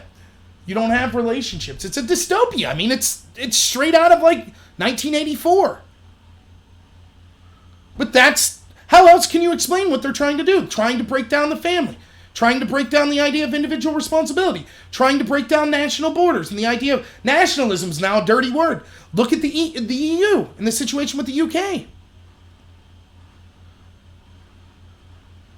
Isn't it just weird that every time the globalists win some sort of vote, then it gets enacted? But anytime there's a vote cast against the globalist agenda, then all of a sudden, it can't be done. It can't be done. We need to revote. What was it? Remember when wasn't Ireland there? Voted against that one treaty? So what'd they do? They had a vote the next year. Oh, now they voted for it. Okay, now the vote matters. Brexit? Oh, we voted to leave? Nah, can't happen. We'll put the people in charge that wanted to stay in the first place. And then supposedly the unbiased media just goes on and on and on and on and on. You're a racist. Oh, you're a racist if you want to vote for Brexit. Oh, it's going to kill Brexit. It's going to kill so bad. You want officials that you don't have a say in Brussels making decisions in your life. You don't want the government you voted for to make those decisions. Erode the borders. We want one big EU nation state. And it used to be the big conspiracy, right? This used to be the Alex Jones. What was the other guy? William Cooper, it was kind of a Alex Jones before Alex Jones, except more sensible, right? They used to talk about, inevitably the globalist agenda is that you get kind of a European Union, an American Union, and an Asian Union. And you have those three big blocks. And they all look at each other as potential adversaries or partners, and that's what justifies the big blocks. And then once you have those three big blocks, then you finally can have the one world government. And they were called maniacs. That was but William Cooper was saying that well before the EU was formed, I believe. And we see policies. Obama was pushing for the Trans-Pacific Partnership, And so it just, you could see that the deck is stacked. And the way to fight it is to be individualistic. It is for personal responsibility and personal liberty. And that sucks. Look, I could tell you right now, if I wasn't a screw-up younger in life, I would be in a better financial situation than I am now. If I have health problems, I'm overweight, I could work out, which I would like to start doing, but I could him and haw. I could make excuses. I could say, but I work a lot, and I'm busy and I got stuff going on. But I know the truth deep down. I know who's at fault. Me. It's appealing to say it's not my fault, to be told you didn't do anything wrong. Yeah, the EU loves the UK so much, they care for the UK so much that they're basically like, we're going to spite ourselves. We're going to punish you as much as possible if you decide to leave. It's almost like being with an abusive spouse, Oh, no, I love you. Stay with me, stay with you. But if you leave, I'll make your life a living hell. That's the EU's policy. Now, the EU could have been remember when the vote finally happened and Nigel Farage spoke at in Brussels and was like, look, why would you cut off your nose to spite your face? We could be adults about this. We could leave the union but still have a good trade policy. But no, the EU won't do that. And it will hurt the EU as much, if not more, than the UK to not have a deal. Don't be mistaken. But they're willing to take that pain to punish the UK and to show the rest of the countries, don't you dare think about leaving. Don't you dare. So, but yeah, that's basically what I have today. I didn't talk about the red flag law. I guess I'll just say real quick that, yeah, I'm against them, and the reason I'm against them is because I feel that they'll be abused. I think the Google situation proved that, and I think that it's something that you could say it makes sense, right, in a world where we didn't have people that would abuse it. My feeling is, if it is one of the unalienable rights in our Constitution, it is the second one, only less important than free speech, the right to defend yourself, the right to bear arms. And so if you're going to seek to take that away from people, you need to have some sort of process, due process, innocent until proven guilty, I guess. The burden's on the state to prove that right should be taken away. And this red flag, the idea of we take it away and then you prove yourself capable of having it, just seems antithetical to me. So, I think it would be abused. And the other thing I'll say about it is, if we could do that for the Second Amendment, then why not the First? oh, well, we think this person's a danger and they might inspire people online to commit crimes. So they shouldn't be allowed to have their First Amendment rights to speak online until we go through a doctor check or, some sort of process. So I just think it sets a dangerous precedent. So, okay, with that, I'm going to be leaving. I'm going to be going camping here. If I can make an appeal to all of you watching live now or that might watch this in the future, subscribe. Please like and subscribe my video and recommend me to some other people. I'm trying to get to 1,000 posters so when I go to political events, I could live stream. Right now, YouTube won't let you live stream unless you have 1,000 subscribers. So it's something I'm working towards getting. Also, please follow me on BitChute. Even if you don't follow me on BitChute, you should go to BitChute and other platforms and start watching videos there and subscribing to people there, particularly if it's people you already subscribe to that have shows. You're better off to watch them on BitChute than YouTube because YouTube is part of Google and it is part of this censorship that's seeking to basically control, elections. That's not to say that if BitChute gets that big, it wouldn't do that eventually, or these other companies, but at least give them a chance. So we should do as individuals what we can to fight back. I'm not saying never watch a YouTube video again or anything like that. I'm just saying support those platforms and the people on those platforms. And my name on BitChute is Robert Noor. The only videos that won't show up are like these live videos on BitChute. I haven't figured out how to do that yet. But all of my regular videos will show up there. And I'm also on Twitter at NoorRobert. And also I would encourage you, anyone, like I know Josh and then Rob, anyone that might potentially want to do a video with me, I would be happy to do it, regardless if we would agree or disagree. Anyone else that would like to, I also would be happy. What I use to do the videos is just Google Hangout. Literally all you need for it is a microphone and a Gmail account. And I swear, I know for those of you that don't know me personally, this could seem hollow, but we could do it any way you want. It could be live, it could be pre-recorded. You could show your face or just do audio if you want. And if you would have any problem, like maybe you would say something and then 3 months down the road you would say, oh man, I'm applying for this job and I don't want people to hear that I was saying that. I would take down the video if you were ever unhappy with it. And you could watch, I've done videos with people in real life that have come to my house in real life that disagree with me. I've done like probably 15 hours of live streams with my friend Basic Thoughts, who we disagree on a lot. And I think that I'm an agreeable, I'll disagree, I'll give my opinion, but I don't think I'm someone that's just going to come at you guns a-blazing or anything like that. So anyone that's interested, I probably won't be able to get back to you until Monday. And I don't know when, that's not to say exactly when we would do this Monday because I'll be working Monday. But I'm literally going camping without any electronics until Sunday evening and then I go into work. But I'll put my email down again. It's rob.noor@gmail. And if you just email me and tell me whatever name you want to go by, and then I'll add you on Google Hangouts and we could private message there and set up a time to do a video. So thank you, everyone. And the other thing I'll say is, even if you don't like and subscribe me, don't hesitate to try to start your own channel. You don't have to be an expert, or I think what we need is more regular people voices. So it's not that difficult. It doesn't require a lot of technical expertise or money to get involved. And so, yeah, consider doing your own videos and let me know. If you let me know, I would definitely like to support you in any way possible. So thanks, everyone. I'm off camping this weekend. I'm going to have a good time. So I hope everyone has a good weekend. And thanks for watching and have a good one.